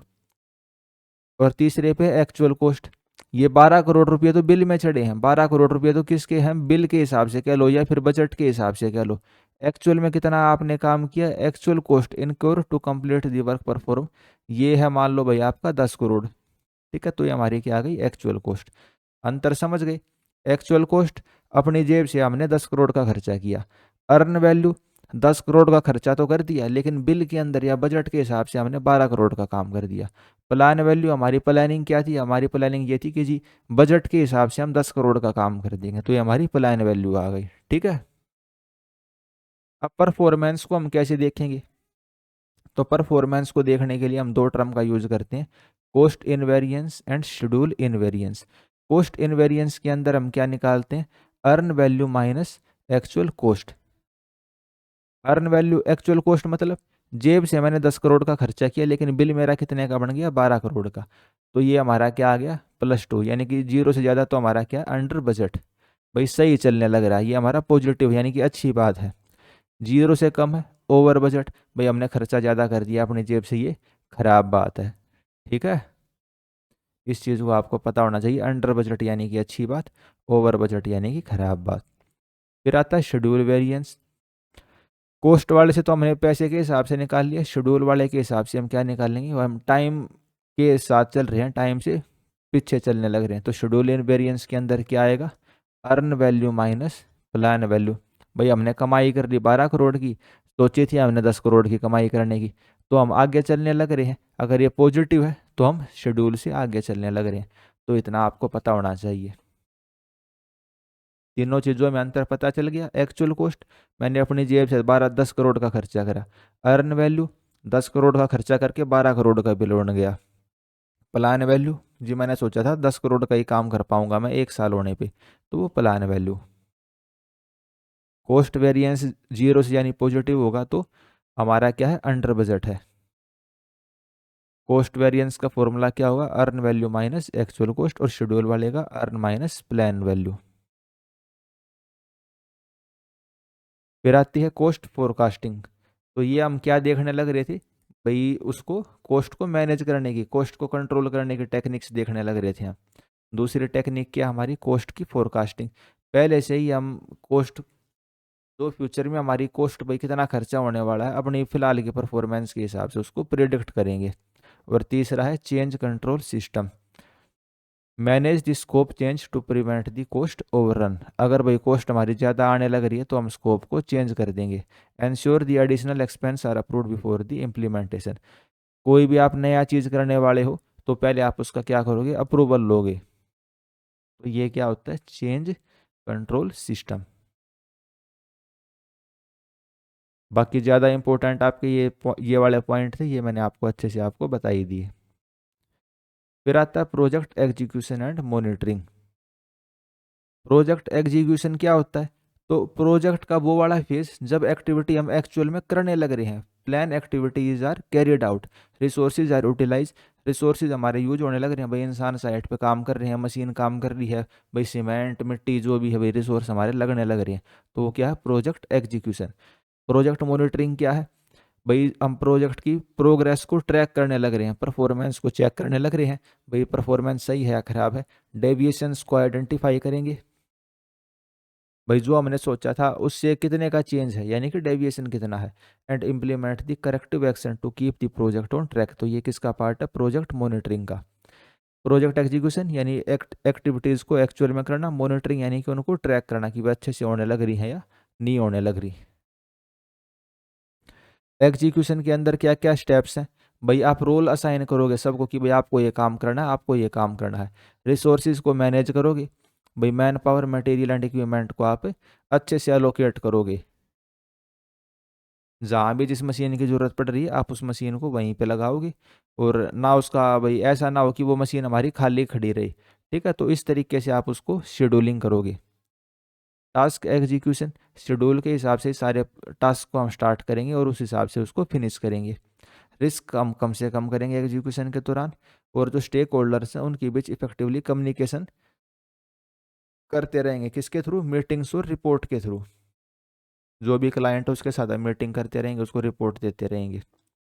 फिर आता है project monitoring and control. Project को हम मॉनिटर कैसे करेंगे कि ये हमारा प्रोजेक्ट अच्छे से सही डायरेक्शन में चलने लग रहा है कि नहीं चलने लग रहा है। तो उसके लिए कुछ इंडिकेटर्स होते हैं। क्या होते हैं? कुछ इंडिकेटर्स होते हैं।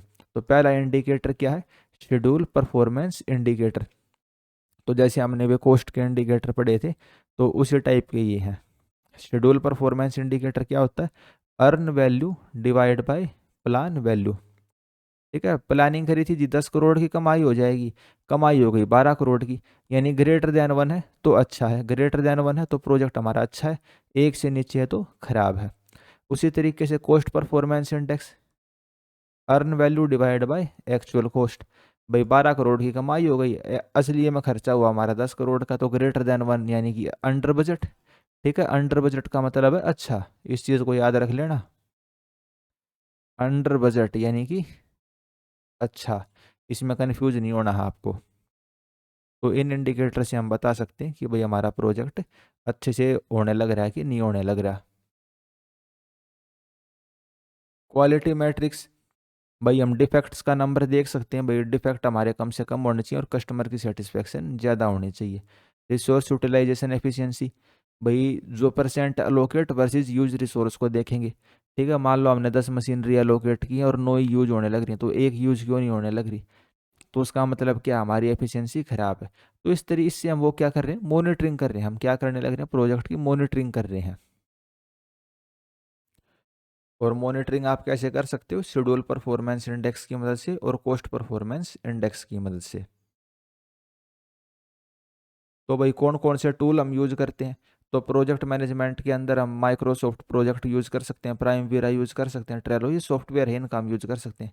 कम्युनिकेशन के लिए जूम, गूगल मीट, इनका यूज कर सकते हैं। Reporting tool, power B I, Tableau for data visualization. बाकी वो इतना इंपॉर्टेंट नहीं है, ये दो पॉइंट आपके ज़्यादा इंपॉर्टेंट थे, शेड्यूल परफॉर्मेंस इंडेक्स और cost performance index.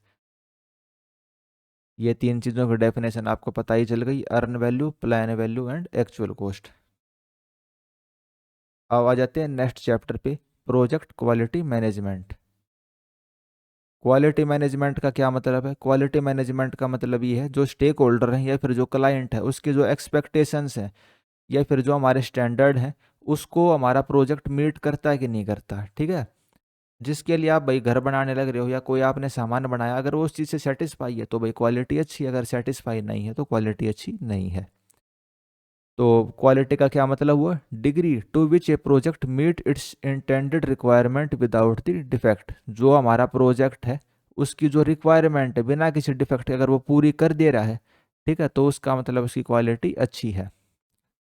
Project meet its intended requirement. Key component क्या क्वालिटी मैनेजमेंट के? तो क्वालिटी की हम प्लानिंग करेंगे, quality assurance and quality control. Quality planning के अंदर क्या है? भाई आप एक ऐसा प्लान डेवलप करोगे, भाई अब प्लानिंग आप इस तरीके से करोगे ताकि जो कस्टमर की रिक्वायरमेंट है, क्लाइंट की जितनी भी रिक्वायरमेंट है, सारी आप फुलफिल कर पाए। तो हमारा किसका पार्ट रहेगा? क्वालिटी प्लानिंग का। फिर आता है क्वालिटी एश्योरेंस। क्वालिटी एश्योरेंस के अंदर क्या होगा? जो भी स्टैंडर्ड हैं क्वालिटी के, पूरे प्रोजेक्ट की लाइफ साइकिल के दौरान वे फॉलो हो रहे हैं या नहीं हो रहे, तो वो हमारा किसके अंदर आएगा? Quality assurance. पूरी प्रोजेक्ट की लाइफ साइकिल के दौरान। तो इसको आप कैसे इंश्योर करोगे? भाई रेगुलर आप ऑडिट करते रहोगे, बेंचमार्किंग करेंगे एंड सिक्स सिग्मा मेथडोलॉजी का हम इस्तेमाल कर सकते हैं। फिर आता है क्वालिटी कंट्रोल। क्वालिटी कंट्रोल के अंदर आप क्या करेंगे? Identify the defect and take the corrective action to maintain the quality standard. जो डिफेक्ट होते हैं क्वालिटी कंट्रोल के अंदर, उनको आप आइडेंटिफाई करते हो और उनको ठीक करने के लिए आप स्टेप्स को उठाते हो। क्वालिटी कंट्रोल टेक्निक्स क्या क्या होती हैं? तो पहली हमारी स्टैटिस्टिकल प्रोसेस कंट्रोल। स्टैटिस्टिकल का मतलब होता है एक टाइप से मैथमेटिकल टाइप का। ठीक है, जैसे कि कंक्रीट है तो उसकी आप कंप्रेसिव स्ट्रेंथ चेक करके ये देख सकते हो कि भाई हमारी एक्चुअल स्ट्रेंथ आई है कि नहीं आई है। तो ये हमारा आ गया स्टैटिस्टिकल कंट्रोल। फिर है कोज एंड इफेक्ट डायग्राम। आप रूट कोज, भाई हमारी क्वालिटी खराब क्यों है या कोई डिफेक्ट क्यों है, तो उसको आप आइडेंटिफाई करने की कोशिश करोगे। तो इसको हम क्या बोलते हैं? कोज एंड इफेक्ट डायग्राम, इसी कावा डायग्राम्स। कंट्रोल चार्ट आप बना सकते हैं, भाई जो डिफेक्ट है, स्टेबिलिटी है, वेरिएशंस हैं, उनको मॉनिटर करने के लिए हम ग्राफिकल टूल्स का यूज कर सकते हैं। फिर आता है इंस्पेक्शन एंड टेस्टिंग। भाई टाइम टू टाइम आप टेस्टिंग करते रहेंगे, जैसे सॉफ्टवेयर की टेस्टिंग हो गई है, फिर मटेरियल का इंस्पेक्शन हो गया, ताकि कोई डिफेक्ट वगैरह है या नहीं है उसको हम चेक कर सकें। फिर आता है क्वालिटी इंप्रूवमेंट टेक्निक्स। क्वालिटी आप कैसे इंप्रूव कर सकते हैं, तो continuous process improvement, time to time आप टेस्टिंग करते रहेंगे और जो प्रोसेस है उसको एनहेंस करते रहेंगे। टोटल क्वालिटी मैनेजमेंट, तो क्वालिटी के इंप्रूवमेंट के लिए कंपनी ओवरऑल फोकस करेगी। काइजन मेथड, काइजन मेथड क्या होता है, तो जैपनीज फिलोसफी है ये स्मॉल स्मॉल इंप्रूवमेंट की, तो इसको हम क्या बोलेंगे, काइजन मेथड। ये हमने जो आईटी वाला चैप्टर था और आर्टिफिशियल इंटेलिजेंस वाला था उसके अंदर भी देखा था भाई काइजन अप्रोच क्या होती है। तो कंटिन्यूअस स्मॉल इंप्रूवमेंट, ये हमारी कौन सी अप्रोच है, काइजन अप्रोच। आईएसओ सर्टिफिकेशन, जो इंटरनेशनल स्टैंडर्ड है उनके साथ हम कंप्लायंस करेंगे ताकि हमारी क्वालिटी इम्प्रूव हो। फिर आता है कॉस्ट ऑफ क्वालिटी। जो क्वालिटी होता है उसको मेंटेन करने के लिए कुछ हमको कॉस्ट भी उठानी पड़ती है। तो उस वो कॉस्ट कितने प्रकार की होती है, तो होते हैं दोस्तों preventive, appraisal and failure cost.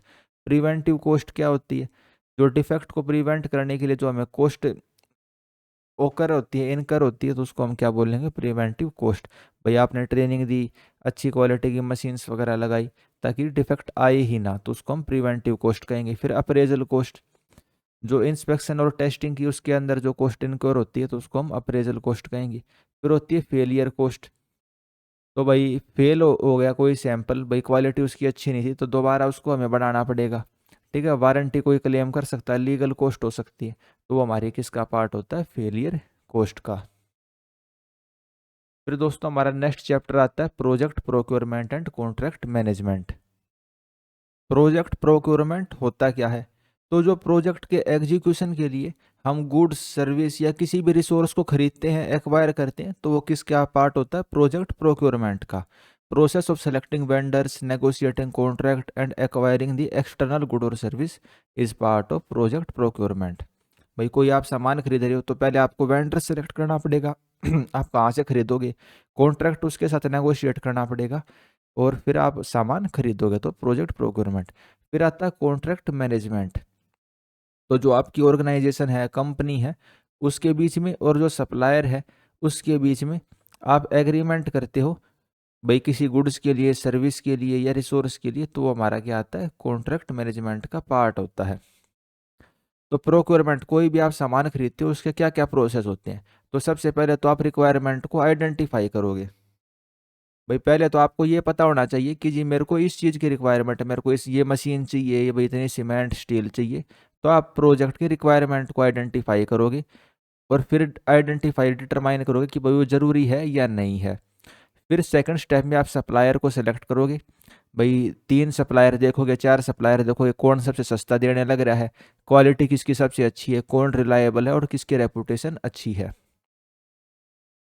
फिर आता है बिड का प्रोसेस, तो अब आर एफ पी लगाएंगे, रिक्वेस्ट फॉर प्रपोजल, कि जी मेरे को ये वाला सामान चाहिए, आप इशू करेंगे, और जो सेलर है आपका, वेंडर है, आप उससे क्या मंगवाएंगे, आप उससे कोटेशन मंगवाएंगे, क्या मंगवाएंगे, कोटेशन।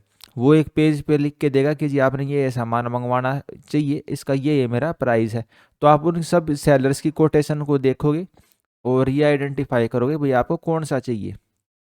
आपने डिसाइड कर लिया भाई कौन सा वेंडर है, फिर उसके साथ आप नेगोशिएशन करोगे भाई प्राइस के रिगार्डिंग, भाई कब कब आप आइटम को डिलीवर कर दोगे, नहीं करा तो आप पे कितनी पेनल्टी लगेगी, आपकी रिस्पॉन्सिबिलिटी क्या है। बेस्ट सप्लायर को सिलेक्ट करेंगे और कॉन्ट्रैक्ट को हम फाइनलाइज कर देंगे। फिफ्थ स्टेप क्या है, contract administration and performance monitoring. आपने प्रोजेक्ट कर लिया, फिर आप क्या करोगे, मतलब कॉन्ट्रैक्ट करने के बाद उसको मॉनिटर करोगे कि वो कॉन्ट्रैक्ट के टर्म एंड कंडीशंस को फुलफिल करने लग रहा है कि नहीं करने लग रहा, जो स्टैंडर्ड्स एंड डेडलाइन है उनको फॉलो कर रहा है कि नहीं कर रहा।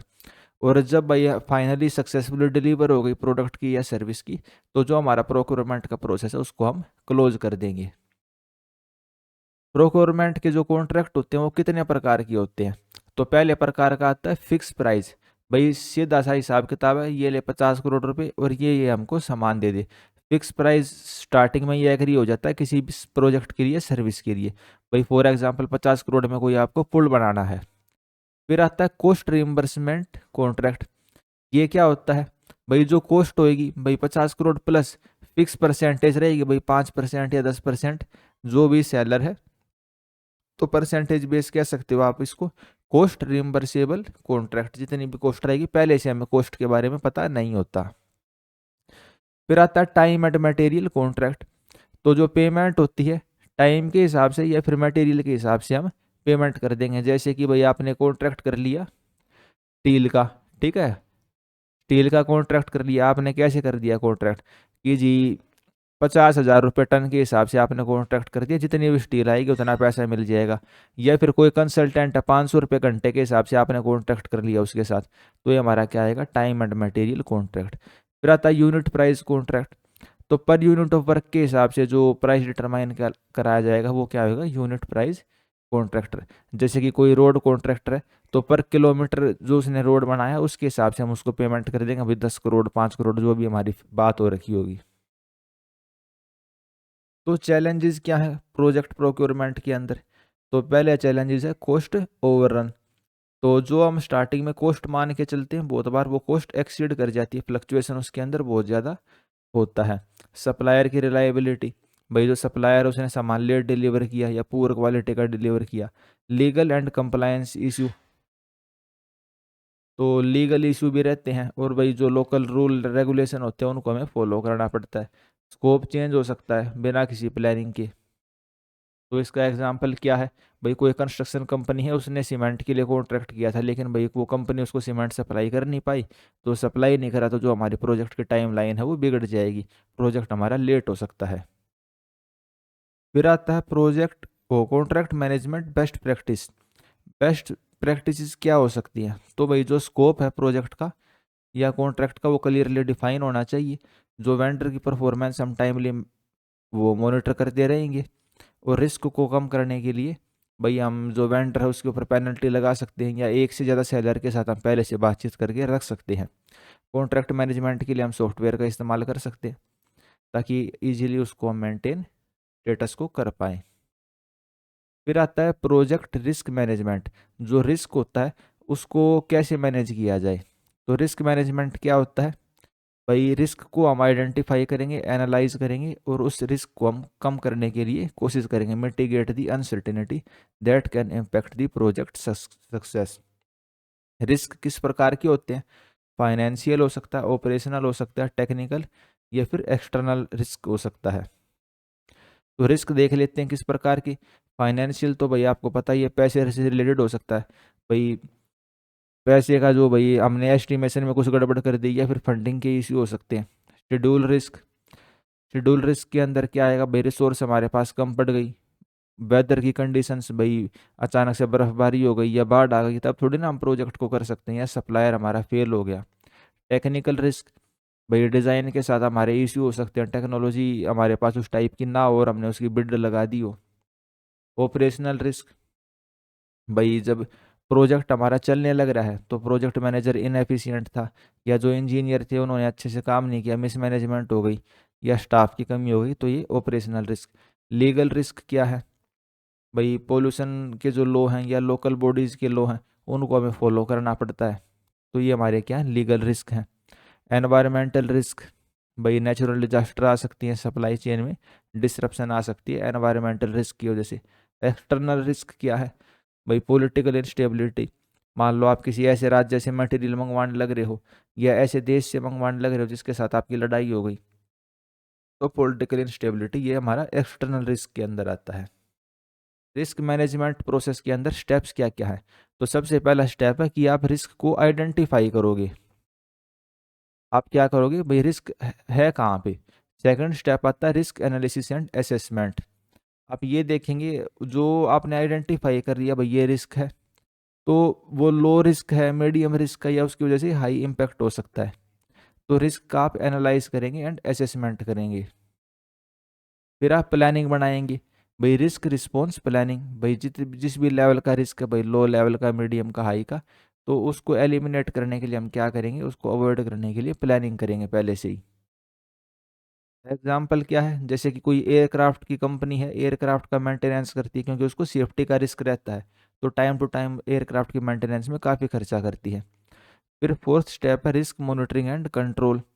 रिस्क को हम मॉनिटर करेंगे। मॉनिटरिंग हम कैसे कर सकते हैं, टाइम टू टाइम ऑडिट के जरिए, प्लानिंग के जरिए, रिस्क मैनेजमेंट के जो सॉफ्टवेयर होते हैं, टूल्स होते हैं, उनकी मदद से हम रिस्क की मॉनिटरिंग कर सकते हैं।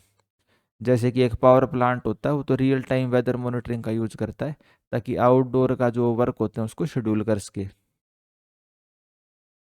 टूल्स क्या क्या होते हैं रिस्क मैनेजमेंट के लिए, भाई रिस्क हम कम से कम कर पाए या रिस्क को मैनेज कर पाए, क्या क्या टूल्स हैं। तो पहला आता है रिस्क ब्रेकडाउन स्ट्रक्चर। तो जो प्रोजेक्ट के रिस्क होते हैं उसको हम ब्रेक डाउन कर लेंगे पहले यानी कि आइडेंटिफाई कर लेंगे, भाई एक बड़ा प्रोजेक्ट है उसके अंदर टेक्निकल में क्या क्या रिस्क हो सकते हैं, एक्सटर्नल क्या क्या रिस्क हो सकते हैं, ऑर्गेनाइजेशन के लेवल पे क्या क्या रिस्क हो सकते हैं। तो पहले ही हम सभी रिस्क को ब्रेक डाउन करके उसको आइडेंटिफाई करते हैं और उसको फिर मिटिगेट करने की कोशिश करेंगे। फिर आता है स्वोट एनालिसिस। तो ये तो आपने इन जनरल भी पढ़ा होगा, भाई strength, weakness, opportunity and threat. तो इस एनालिसिस को करेंगे, भाई हमारी स्ट्रेंथ क्या है, वीकनेस क्या है, हमें क्या क्या अपॉर्चुनिटी और क्या क्या हमें खतरा है। फिर आता है decision tree analysis. Decision tree analysis के अंदर क्या करते हैं, तो जैसे एक ट्री होता है, पेड़ होता है, उसकी तरह ही आप एक ट्री बनाते हो। जैसे कि आपने सोचा इस प्रोजेक्ट को मुझे कर लेना चाहिए या नहीं लेना चाहिए, आपने कहा यस या फिर नो, दो ही हो सकते हैं। अगर आपने यस कहा तो क्या वो कंपनी के लिए इम्पोर्टेंट है, हाँ या ना, हाँ तो क्या भाई वो रिस्की है या नहीं है, और नहीं कहा आपने तो क्या वो मेरे करियर के लिए इम्पोर्टेंट है, हाँ या ना। तो उस तरीके से आप डिसीजन लेंगे। एक जैसे पेड़ होता है, उसकी अलग अलग ब्रांचेस निकलती रहती हैं, तो डिसीजन ट्री एनालिसिस हम कर सकते हैं। तो दोस्तों, project risk management reduce the uncertainty and enhance the decision making. जो रिस्क मैनेजमेंट होता है तो उससे अनसर्टेनिटी जो रहती है, भाई कुछ भी हो सकता है, एक वो रहता है ना संशय वाला माहौल, तो अनसर्टेनिटी हमारी कम होती है, डिसीजन मेकिंग हमारी एनहेंस होती है। ए structured risk management process help in preventing the financial loss, ensuring the compliance and improving the project success rate। अच्छे से अगर आपने रिस्क मैनेजमेंट किया तो फाइनेंशियल लॉस हमारी कम रहेंगी, कंप्लायंस को हम इंश्योर कर पाएंगे और प्रोजेक्ट हमारा अच्छे से सक्सेस हो पाएगा। नेक्स्ट चैप्टर है हमारा chapter number 11, project communication and stakeholder management. Project communication क्या होता है, process of creating, sharing and managing the project related information. भाई प्रोजेक्ट के रिलेटेड जितने भी इन्फॉर्मेशन है, भाई आप उसको क्रिएट करोगे, जो साइट पे इंजीनियर है वो डाटा क्रिएट करेगा, रिपोर्ट क्रिएट करेगा, उसको शेयर करा जाएगा भाई हेड ऑफिस में या फिर जो भी दूसरे और मैनेजमेंट है उसके साथ, और प्रोजेक्ट रिलेटेड इन्फॉर्मेशन उसकी मैनेज करना उसको। तो ये सब किसके पार्ट हैं, प्रोजेक्ट कम्युनिकेशन के। फिर आता है stakeholder management. Stakeholder management के अंदर क्या, हम स्टेक होल्डर्स को आइडेंटिफाई करेंगे, भाई कौन कौन उस प्रोजेक्ट से इफेक्टेड है, अंडरस्टैंड देयर इंटरेस्ट, उनके इंटरेस्ट को समझने की कोशिश करेंगे और उनको हम एंगेज करेंगे, भाई जो हम काम करने लग रहे हैं, भाई प्रोजेक्ट बना रहे हैं, वो सही डायरेक्शन में चल रहा है कि नहीं चलने लग रहा। Poor communication and weak stakeholder management can lead to delay, conflict and project failure. अगर अच्छे से कम्युनिकेशन नहीं हुई या भाई स्टेक होल्डर का मैनेजमेंट नहीं हुआ तो प्रोजेक्ट में बेफालतू के डिले होंगे, कन्फ्लिक्ट्स हो सकती हैं और प्रोजेक्ट हमारा फेल भी हो सकता है। तो कम्युनिकेशन की इंपॉर्टेंस क्या क्या है, तो कम्युनिकेशन की वजह से क्लैरिटी आती है रोल्स में, रिस्पॉन्सिबिलिटी में एंड एक्सपेक्टेशंस में।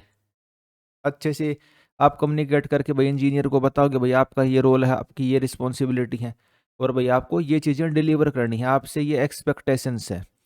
डिसीजन मेकिंग में हेल्प हो पाती है, जो हायर लेवल का मैनेजमेंट है उस तक एक्यूरेट और टाइमली इन्फॉर्मेशन पहुंच पाती है। ट्रस्ट बिल्ड होता है क्लाइंट के अंदर और जो भाई ऑर्गेनाइजेशन है उसके अंदर, मिसअंडरस्टैंडिंग कम होती है और प्रोजेक्ट रिस्क भी कम होते हैं। फिर आता है प्रोजेक्ट कम्युनिकेशन के प्रोसेसेस क्या क्या हैं, भाई कैसे कैसे कम्युनिकेशन होता है। तो सबसे पहले हमें प्लानिंग करनी पड़ेगी, कम्युनिकेशन प्लानिंग, भाई क्या इन्फॉर्मेशन हमें शेयर करनी है और किसके साथ शेयर करनी है। और हम कम्युनिकेशन चैनल्स को आइडेंटिफाई करेंगे, भाई मेल के ऊपर करनी है, व्हाट्सएप पे करनी है, या भाई कोई कंपनी का डैशबोर्ड वगैरह है, या मीटिंग में कहाँ पे हमें इन्फॉर्मेशन शेयर करनी है। ये थोड़ी ना आप इन्फॉर्मेशन किसी के साथ भी शेयर कर दोगे, जिस तक पहुंचनी चाहिए, जिस तक नीड है उस इन्फॉर्मेशन की, वहीं तक हम इन्फॉर्मेशन को पहुंचाएंगे। इन्फॉर्मेशन का डिस्ट्रीब्यूशन, जो कम्युनिकेशन का मीडियम है उसको हम राइट, भाई सही मीडियम होना चाहिए। भाई मेल पे ज़्यादा ज़रूरी इन्फॉर्मेशन है तो मेल पे, अगर भाई कोई रिपोर्ट वगैरह जानी है तो वो हम मेल वगैरह पे भेज सकते हैं, भाई जो ज़्यादा तुरंत वाला काम नहीं है। परफॉर्मेंस की रिपोर्टिंग, भाई मंथली रिपोर्ट्स बनाएंगी, मंथली प्रोग्रेस रिपोर्ट, एमपीआर वगैरह, वीकली रिपोर्ट बनाई जाएंगी। Managing the feedback and conflict resolution, two way communication को हम इंश्योर करेंगे ताकि जो भी एड्रेस हैं भाई इन्फॉर्मेशन के रिगार्डिंग या भाई कन्फ्लिक्ट वगैरह हैं, जो भी चीज़ें हैं वो हम अच्छे से उसको एड्रेस कर सकें। भाई आपने कोई इन्फॉर्मेशन अपने ऑफिस में पहुंचाई, ऑफिस में जो मैनेजमेंट ने इन्फॉर्मेशन को देखा और वो आपको क्या कहेगी, फीडबैक देगी कि इसका ये सॉल्यूशन हो सकता है। फिर आता है स्टेक होल्डर मैनेजमेंट इन प्रोजेक्ट। स्टेक होल्डर्स क्या होते हैं, भाई वे इंडिविजुअल हो सकते हैं या ग्रुप हो सकते हैं जो कि प्रोजेक्ट से इफेक्टेड होते हैं या फिर प्रोजेक्ट के आउटकम को भी इन्फ्लुएंस कर सकते हैं। इंटरनल स्टेक होल्डर्स क्या है, भाई प्रोजेक्ट की टीम, मैनेजर, एम्प्लॉयर, बोर्ड के मेंबर। एक्सटर्नल क्या है, भाई क्लाइंट, गवर्नमेंट की एजेंसी, सप्लायर और public. Stakeholder management process हम कैसे करेंगे, सबसे पहले तो आपको स्टेक होल्डर्स को आइडेंटिफाई करना पड़ेगा।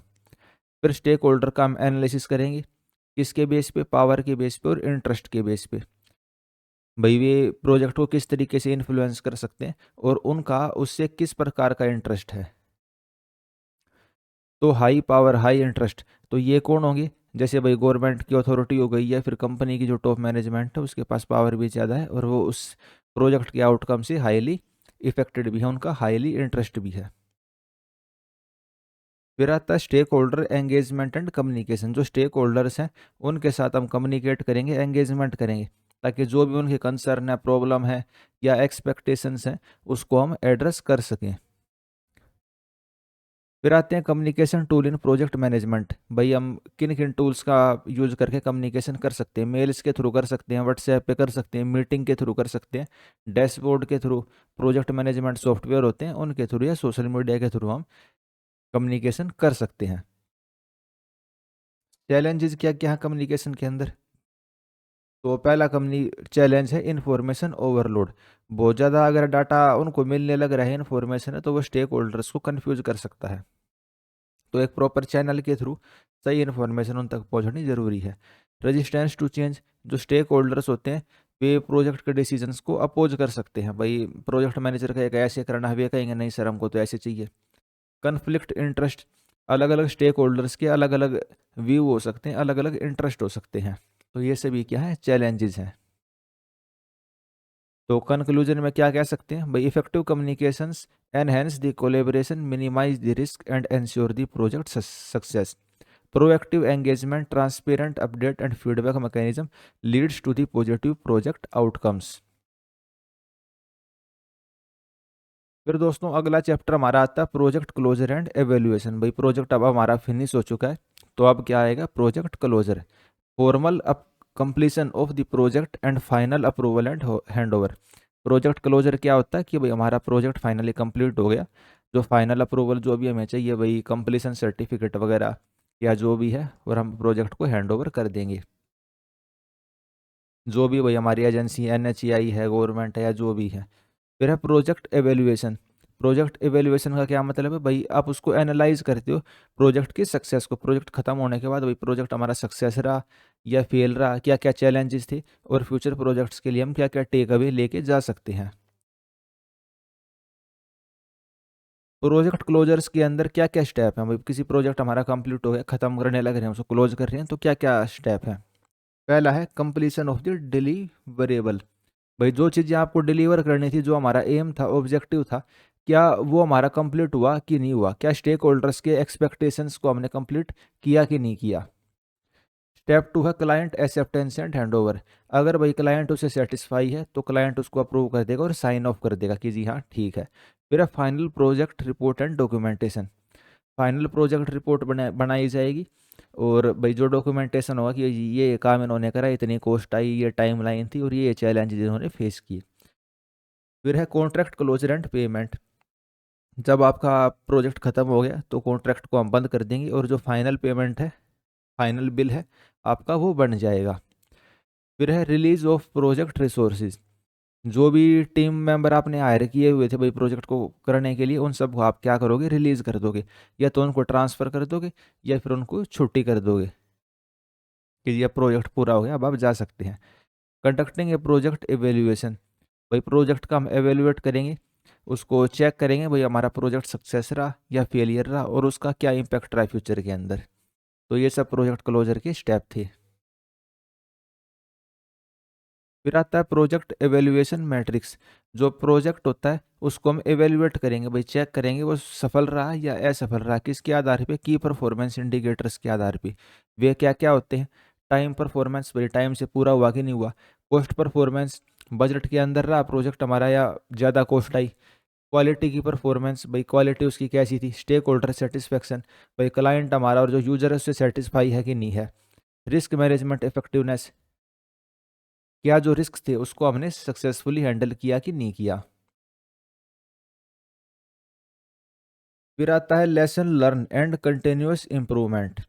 इसको हम चेक करेंगे भाई हमने क्या क्या लेसन लर्न किए इस प्रोजेक्ट को करने के दौरान, क्या क्या हमें चैलेंजेस फेस करने पड़े, और जो नॉलेज रिपोजिटरी हम बनाएंगे फ्यूचर प्रोजेक्ट्स के लिए। फिर आता है चैलेंजेस क्या क्या हैं प्रोजेक्ट क्लोजर के अंदर। तो पहला चैलेंजेस है unfinish task, last minute issue, delay the formal closure. भाई कंपनी तो कहती है जी हमने प्रोजेक्ट पूरा कर दिया, लेकिन क्लाइंट कहेगा जी कुछ छोटा मोटा काम ये बचा हुआ, कुछ टास्क अनकम्प्लीट रह गया है, तो अनफिनिश टास्क रह जाते हैं। स्टेक होल्डर डिसएग्रीमेंट, जो क्लाइंट है या स्टेक होल्डर्स हैं वे कुछ एक्स्ट्रा काम करवाना चाहते हैं, एडिशनल वर्क जो कि स्कोप के अंदर नहीं होता, तो उस वजह से मतभेद हो जाते हैं, डिसएग्रीमेंट हो जाती हैं। लैक ऑफ डॉक्यूमेंटेशन, बहुत बार डॉक्यूमेंटेशन अच्छे से नहीं बनाया जाता और उससे नॉलेज का ट्रांसफ़र सही से नहीं हो पाता। टीम डीमोटिवेशन, तो टीम जो होती है उसका इंटरेस्ट कम हो जाता है फाइनल प्रोजेक्ट एक्टिविटी में। भाई उनको पता रहता है भाई अब तो प्रोजेक्ट पूरा हो गया, अब तो यहाँ से छोड़ छाड़ के सब जाना ही है, या तो कंपनी निकाल देगी या एक्स वाई जेड जो भी होना, तो टीम हमारी इतनी मोटिवेट आखिरी के अंदर नहीं रहती। तो कंक्लूजन में क्या कह सकते हैं, project closure and evaluation ensure the smooth completion, stakeholder satisfaction and learning for the future project. By documenting the insight and best practices, organisation can improve the efficiency and minimise the risk in the upcoming project. भाई project closure से हमें कुछ ना कुछ सीख के जाना है और अच्छे से हमें कंप्लीट करना है, स्टेक होल्डर जो क्लाइंट है वो सेटिस्फाई होना चाहिए। नेक्स्ट चैप्टर दोस्तों हमारे पास आता है chapter number 13, motivational theory in the project management. थोड़ा इंपॉर्टेंट है, ठीक है, ये क्या है, थोड़ा सा इंपॉर्टेंट, इसको आपको अच्छे से देखना है। Introduction to the motivation in the project management. Motivation play a crucial role in enhancing the productivity efficiency and team collaboration in the project management. जो मोटिवेशन होता है उसकी वजह से प्रोडक्टिविटी बढ़ती है, एफिशिएंसी बढ़ेगी और टीम आपस में अच्छे से मिलजुल के काम कर पाती है। A motivated team meets the deadline, overcome the challenges and deliver the high quality work. एक तो टीम है भाई हताश सी है और एक टीम भाई बिल्कुल मोटिवेट है, उत्साह से भरी हुई है, तो डेडलाइन को समय पे पूरा करेगी, चैलेंजेस को ओवरकम करेगी, कोई भी चैलेंजेस आ जाए उसके रास्ते में सभी चैलेंजेस को वो भाई पार करके आगे बढ़ जाएगी और हाई क्वालिटी का वर्क हमें डिलीवर करके देगी। कौन सी टीम, जो मोटिवेटेड टीम है। मोटिवेशन होता क्या है आपको इसके डेफिनेशन भी पता होनी चाहिए। इन जनरल तो हमें पता भाई मोटिवेशन, जैसे यूट्यूब वीडियो के शॉर्ट देख क्या भाई Sandeep Maheshwari X Y Z देख क्या मोटिवेट हो जाते हो, ठीक है, लेकिन मोटिवेशन होता क्या है, मोटिवेशन इज द इंटरनल और external drive that influence and individual behaviour to achieve the specific goals. Motivation क्या हो सकता है भाई, अंदर से भी मोटिवेशन आ सकता है कि जी हाँ मेरे को ये काम करना है मैं अच्छे से करूँगा। एक्सटर्नल भी हो सकता है मोटिवेशन कि जी मेरे को पैसा मिलेगा या मेरे को प्रमोशन होएगी, ठीक है, तो जो कि किसी भी इंडिविजुअल के बिहेवियर को इन्फ्लुएंस करती है ताकि वो किसी गोल को करने के लिए मोटिवेट रहे, ठीक है, आतुर रहे किसी काम को करने के लिए। मोटिवेशन की इंपॉर्टेंस क्या भाई, वो हमने देख ली, एंगेजमेंट, कमिटमेंट, एफिशिएंसी इंक्रीज होती है, कन्फ्लिक्ट कम होते हैं, एफिशिएंसी बढ़ती है। अब आती है मोटिवेशनल थ्योरी प्रोजेक्ट मैनेजमेंट के अंदर क्या क्या होती है, what are the major motivational theory in the project management. तो सबसे पहले आती है Maslow hierarchy of the needs theory, important है, Maslow theory of the hierarchical needs. इसको किसने बनाया था? अब्राहम मैस्लो ने बनाया था इसको। ठीक है, तो ये थोड़ा सा इंपॉर्टेंट है, इसको आप अच्छे से देखना। Maslow propose that human needs are arrange in hierarchical pyramids and must be fulfil in specific order. Maslow ने क्या बताया कि इंसान की जो ज़रूरतें होती हैं वो एक पिरामिड की शेप में होती हैं, हायरार्किकल पिरामिड की फॉर्म में, और उसी ऑर्डर में भी पूरी होनी चाहिए।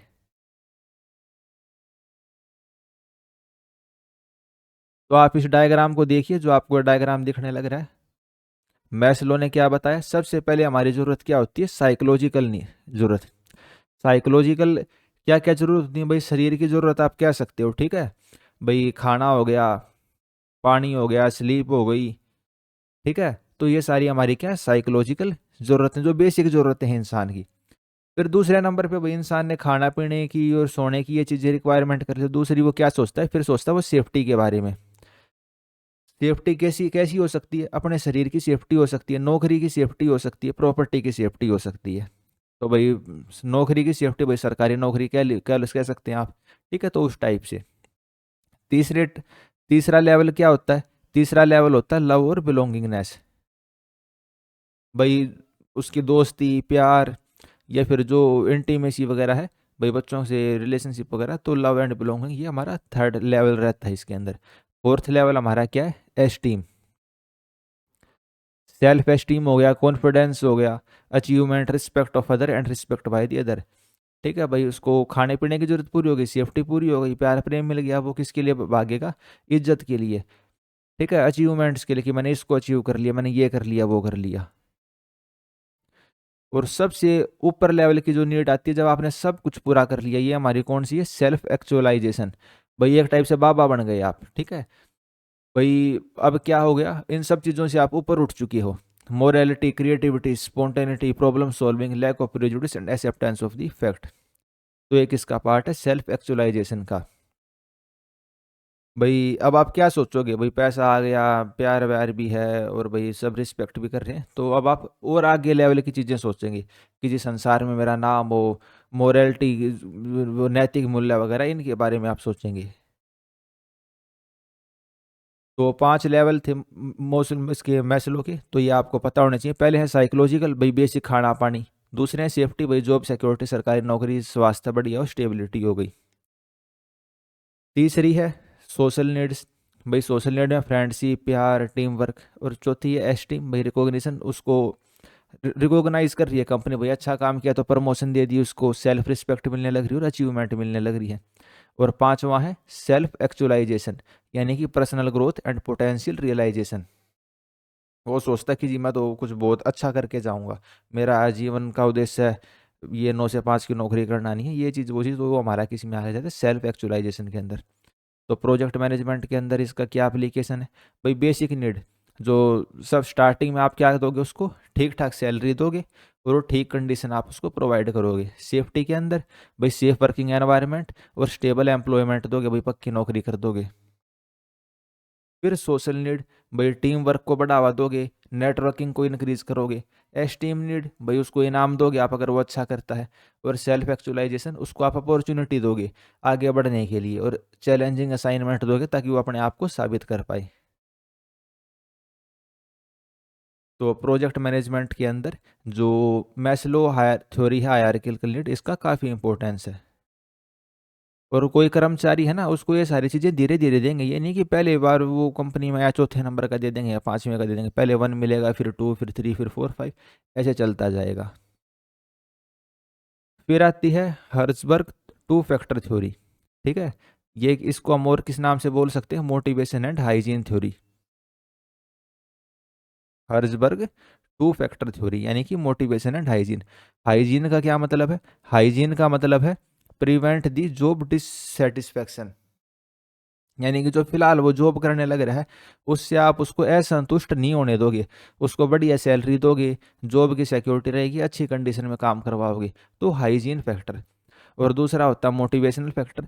इसमें क्या, आप उसको अच्छा करने के बदले इनाम दोगे, पहचान दोगे, करियर में ग्रोथ दोगे। तो इन दोनों फैक्टर की मदद से जो कर्मचारी है वो मोटिवेटेड रहेगा अच्छा काम करने के लिए। तो आपको पता होना चाहिए ये हाइजीन क्या होता है।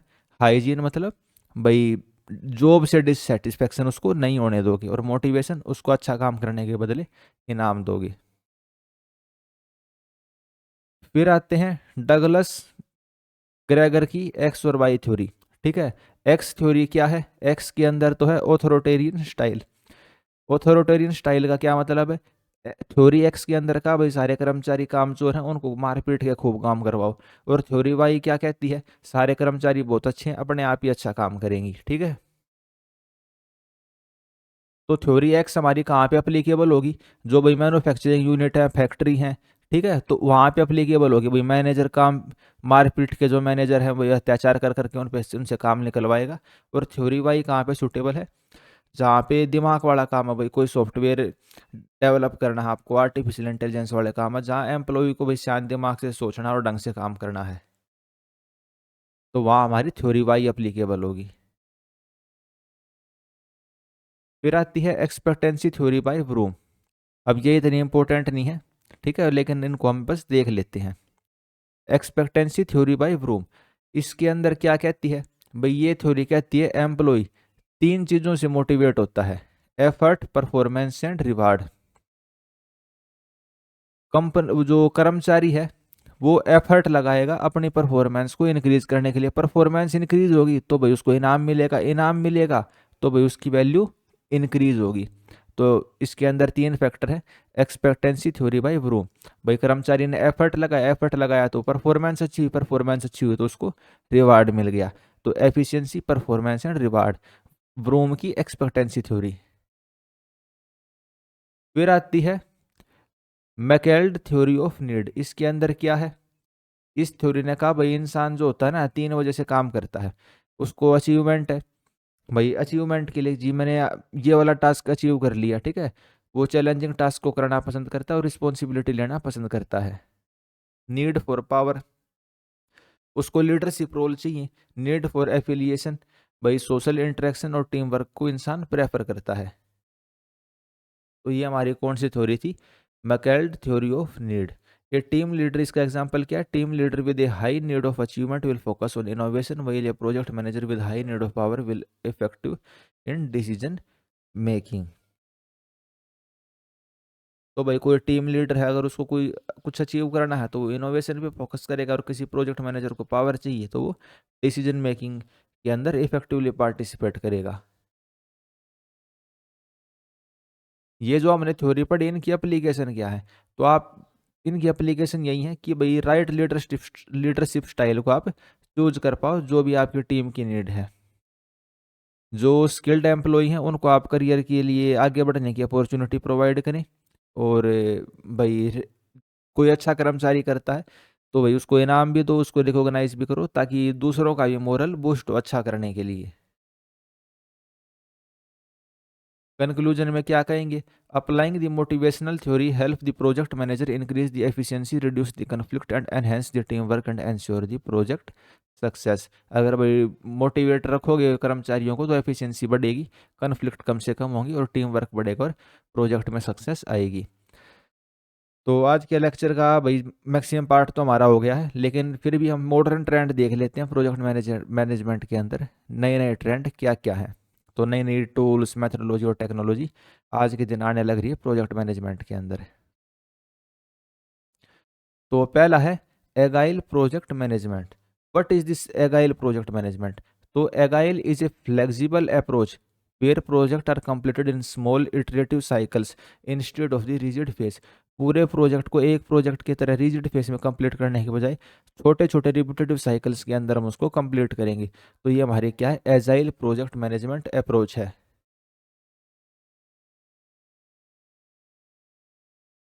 एजाइल प्रोजेक्ट मैनेजमेंट के अंदर क्या होता है? भाई छोटे छोटे टास्क करेंगे, भाई कोई आपको सॉफ्टवेयर बनाना है, उसका छोटा सा एक हिस्सा बनाइए, फिर दूसरा हिस्सा, तीसरा हिस्सा।